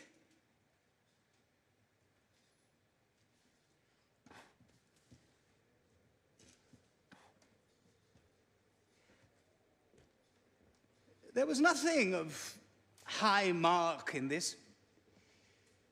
They were not a handsome family. They were not well dressed. Their shoes were far from waterproof, their clothes scanty. And Peter might have known, and very likely did, the inside of a pawnbroker's. But they were happy, grateful, pleased with one another. And when they faded and looked happier yet in the bright sprinkling of the Spirit's torch at parting, Scrooge had his eye upon them, and especially on Tiny Tim, until the last. It was a great surprise to Scrooge as this scene vanished to hear a hearty laugh. And it was a much greater surprise to Scrooge to recognize it as his own nephew's and to find himself in a bright, dry, and gleaming room, the Spirit standing smiling by his side and looking at that same nephew. He said, "Christmas was a humbug, as I live." "Well, more shame for him, Fred," said Scrooge's niece. "Oh, he's a comical old fellow, and that's the truth, and not so pleasant as he might be. However, his offences carry their own punishment, and I have nothing to say against him. Who suffers by his ill whims? Himself, always. Here he takes into his head to dislike us and won't come and dine with us. Well, what's the consequence? He don't lose much of a dinner." "Indeed, I think he loses a very good dinner," interrupted Scrooge's niece. And everybody else said the same, and they must have been competent judges because they had just had dinner and were seated round the table with the dessert before them. Well, I'm very glad to hear. Okay, there seems to be a bit of delay. I'm going to go ahead and let Streamlabs catch up for 30 seconds and go ahead and start. 20 seconds.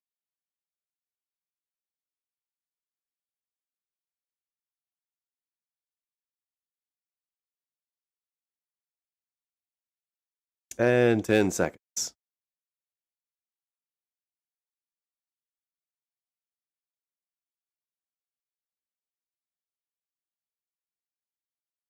What do you say, Topper?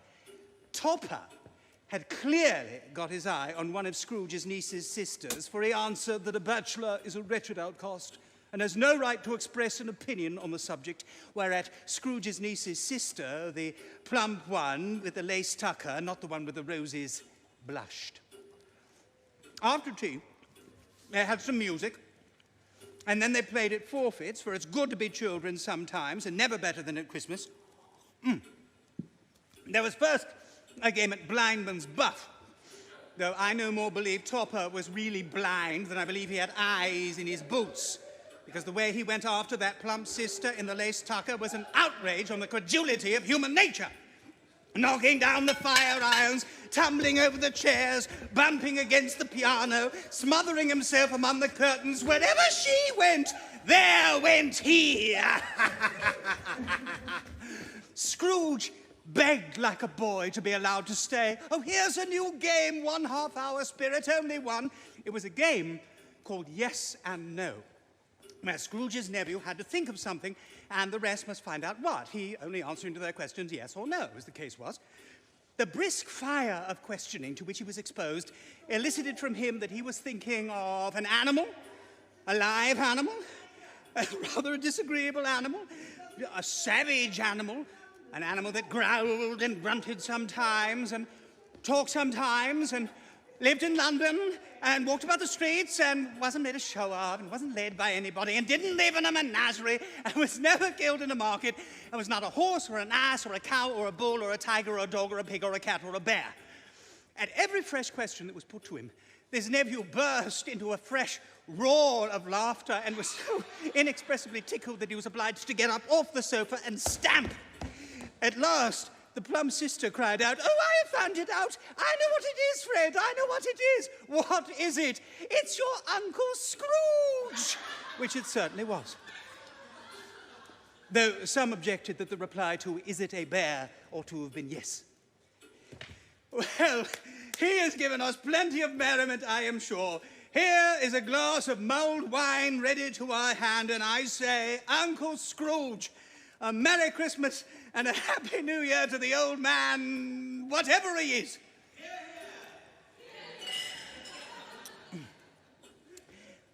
Uncle Scrooge had imperceptibly become so gay and light of heart that he would have drunk to the unconscious company in an inaudible speech. But the whole scene passed off in the breath of the last words spoken by his nephew, and Scrooge and the spirit were again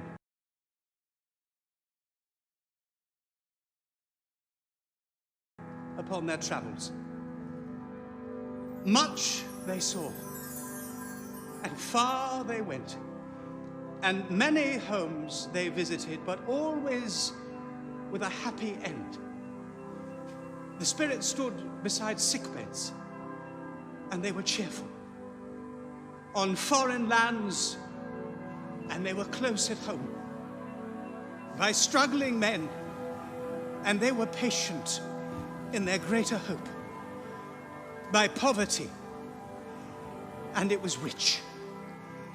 In almshouse, hospital, and jail, in misery's every refuge, where vain man, in his little brief authority, had not made fast the door and barred the spirit out, he left his blessing and taught Scrooge his precepts.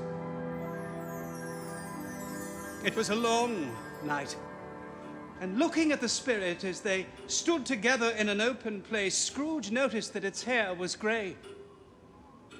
Are spirits' lives so short? My life upon this globe is very brief. It ends tonight. Tonight? Forgive me if I am not justified in what I ask, but I see something strange protruding from your skirts. Is it a foot or a claw? It might be a claw, but the flesh there is upon it. Look here.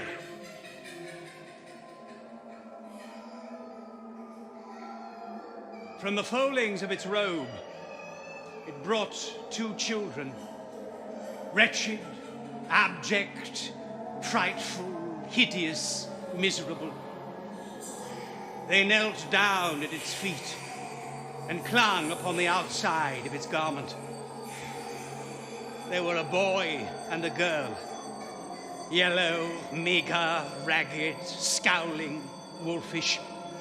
A stale and shriveled hand like that of age had pinched and twisted them and pulled them into shreds. Spirit, are they yours?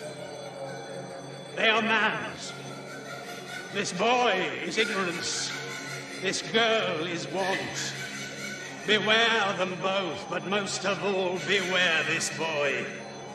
For on his brow I see that written which is doom.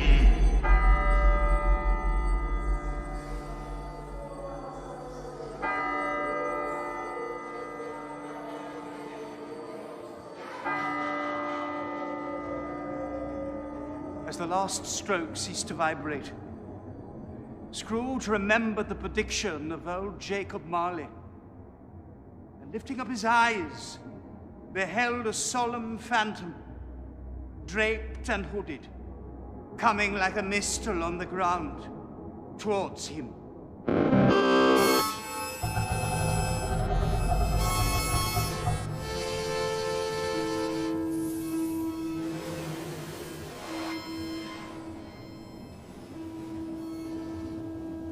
I am in the presence of the ghost of Christmas yet to come. Ghost of the future, I fear you more than any spectre I have seen. But as I know your purpose is to do me good, and as I hope to live to be another man from what I was, I am prepared to bear you company and do it with a thankful heart. Will you not speak to me? Lead on. Lead on, the night is waning fast, and it is precious time to me, I know. Lead on, spirit. They scarcely seemed to enter the city, but the city rather seemed to spring about them. But there they were in the heart of it, the merchants hurrying up and down, chinking the money in their pockets. The spirit stopped beside one little knot of businessmen. No, said a great fat man with a monstrous chin. I don't know much about it either way. I only know he's dead. But when did he die? Oh, last night, I believe. Why, what was the matter with him? I thought he'd never die. God knows. What has he done with his money? Well, I haven't heard. Left it to his company, perhaps. He hasn't left it to me, that's all I know. Well, it's likely to be a very cheap funeral, for upon my life I don't know of anybody to go to it. Well, I don't mind going, if a lunch is provided. Cold, isn't it? Bye-bye. They left the busy scene and went into an obscure part of the town where a woman with a heavy bundle slunk into a low-browed, beetling shop. Who's the worse for the loss of a few things like these? Not a dead man, I suppose? But open that bundle, old Joe, and let me know the value of it. If he'd been natural in his lifetime, he'd have had somebody to look after him instead of lying, gasping out his last there alone by himself. Well, what do you call these things? Bed curtains? You don't mean to say you took them down, rings and all, with him lying there? Well, yes, I do, and why not? He isn't likely to take cold without him, I dare say. And you may look through that shirt till your eyes ache, but you won't find a hole in it, nor a threadbare place. No, it's the best he had, and a fine one, too.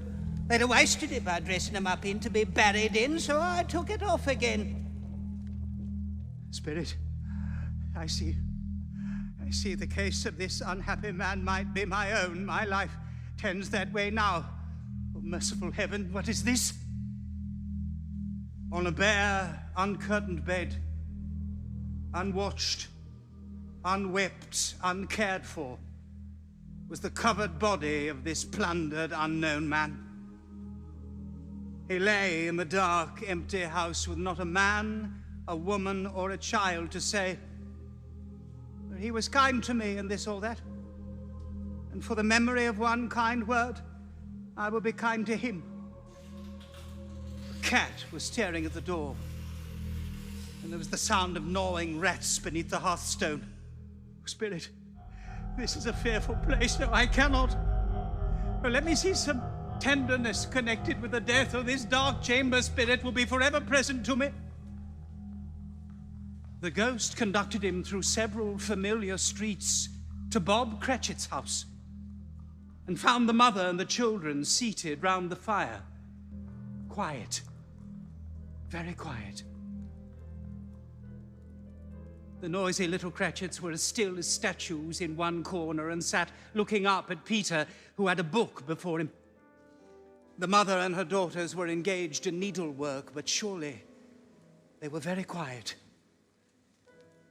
And he took a child and set him in the midst of them. The mother laid her work upon the table and put her hand up to her face.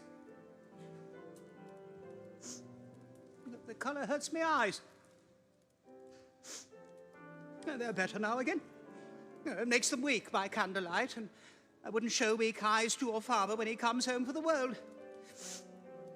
It must be near his time.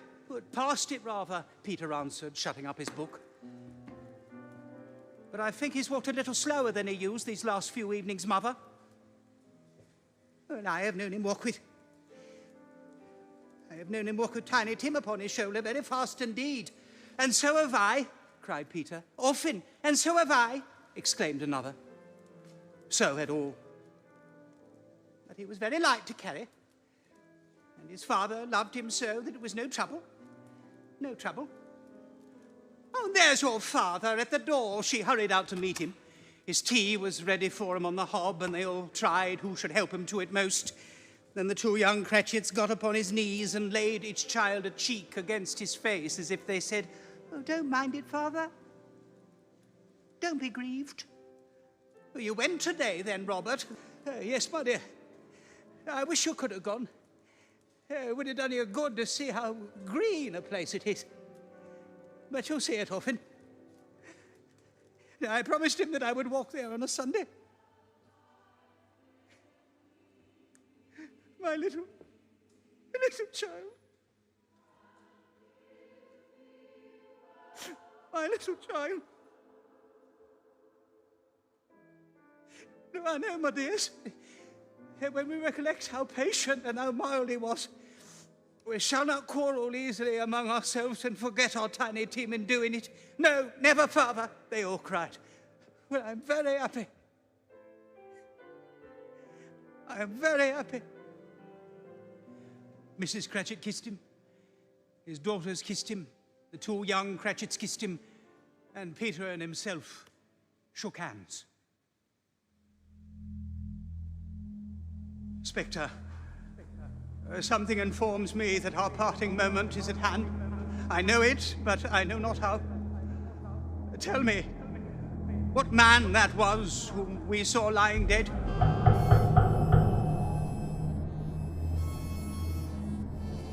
Before I draw nearer to that stone to which you point, answer me one question.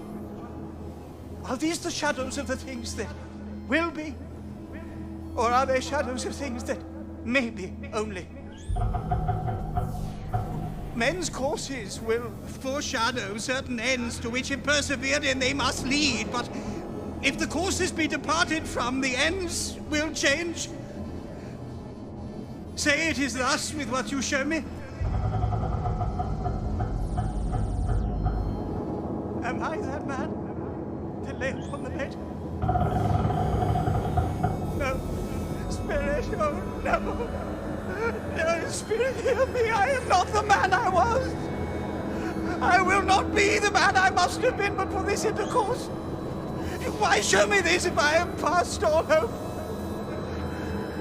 Assure me that I yet may change these shadows you have shown me by an altered life.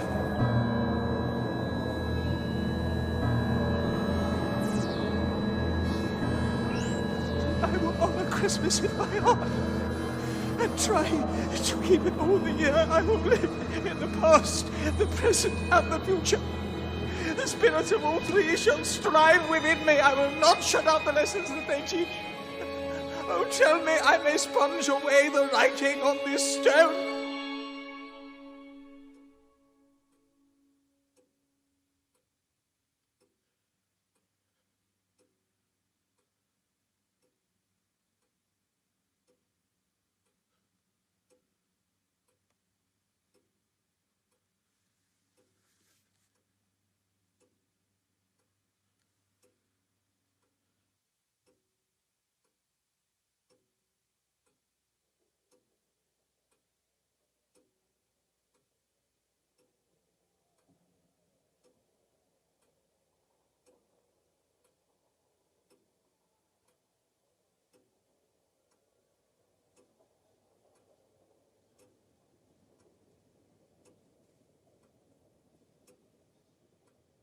They are not torn down.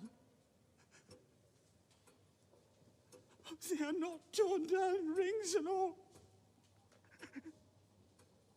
They are here.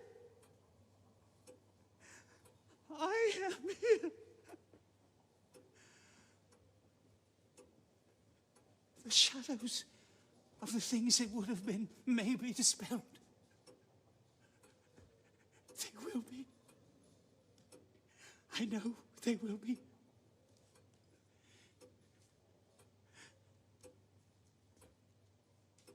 I don't know what to do. I am as light as a feather. I am as merry as a schoolboy. I am as giddy as a drunken man.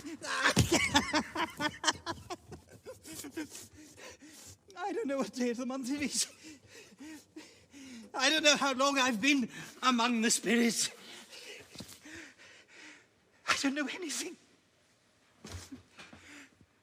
The bedpost is my own. The bed is my own. The room is my own. Best and happiest of all the time is my own. To make amends in. No fog, no mist, no night. Clear, bright, golden day. Oh, glorious! Glorious! Were you there, lad? What's today? What's today, my good fellow? It's Christmas Day. I haven't missed it. No, the spirits have done it all in one night. Well, they can do anything they like. Of course they can. Of course they can. But hello, my fine fellow. Hello. Do you know the poulterers in the next street but one at the corner? Oh, an intelligent boy, a remarkable boy. Do you know whether they've sold the prize turkey that was hanging up there? Not the little prize turkey, the big one. Oh, the one as big as me. Oh, what a delightful boy. It's a pleasure to talk to him. Yes, my buck. It's hanging there now. But is it? Well, go and buy it. Walker. Well, no, I am in earnest. Go and buy it and tell them to bring it here that I may give them the direction where to take it. I'll come back with a man and I'll give you a shilling. Well, come back with him in less than 5 minutes and I give you half a crown. What do you want, sir? Oh, Senator Bob Cratchit. No, it's Shadow who sends it. No, it's twice the size of Tiny Tim. Scrooge dressed himself all in his best and at last got out into the streets. The people were by this time pouring forth, and walking with his hands behind him, he regarded everyone with a delighted smile. He looked so irresistibly pleasant, in a word, that 3 or 4 good-humoured fellows said, "Good morning, sir, a Merry Christmas to you." And Scrooge said often afterwards that of all the blithe sounds he had ever heard, these were the blithest in his ears. In the afternoon, he turned his footsteps towards his nephew's house. He passed the door a dozen times before he had the courage to go up and knock, but he made a dash and did it. Fred! Why, bless my soul, who's that? It's I, your Uncle Scrooge. I have come to dinner. Will you let me in? Fred, let him in. It's a mercy he didn't shake his arm off. He was at home in 5 minutes. Nothing could be heartier. His niece looked just the same. So did Topper when he came. So did the plump sister when she came. So did everyone when they came. Wonderful party. Wonderful games. Wonderful unanimity. Wonderful happiness. But he was early at the office next morning. Oh, he was early there. If he could only be there first and catch Bob Cratchit coming late, that was the thing he'd set his heart upon. And he did it. The clock struck 9. No Bob. 1:15. No Bob. Bob was full 18 minutes and a half behind his time. His hat was off before he opened the door. He was on his stool in a jiffy, driving away with his pen as if he were trying to overtake 9 o'clock. Hello? What do you mean by coming here at this time of day? I'm very sorry, sir. I am behind my time. Oh, you are? Yes, I think you are. Step this way, if you please. Oh, it's only once a year, sir. It shall not be repeated.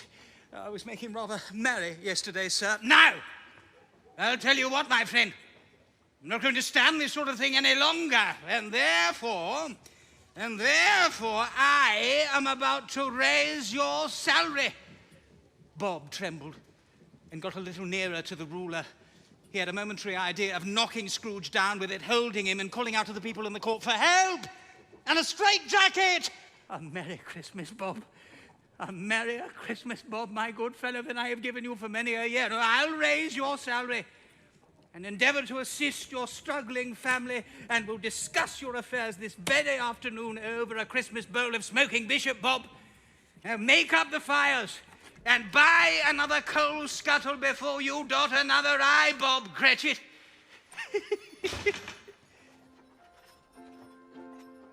Scrooge was better than his word. He did it all, and infinitely more. And to Tiny Tim, who did not die, he was a second father.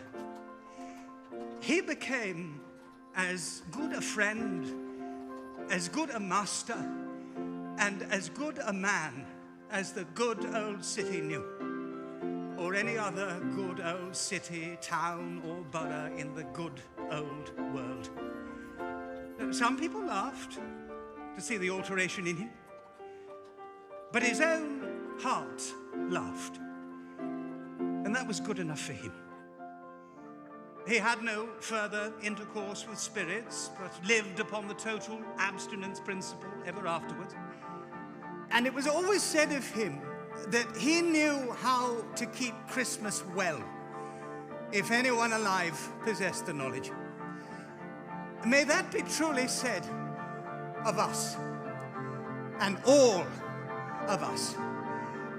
And so, as Tiny Tim observed, God bless us, everyone.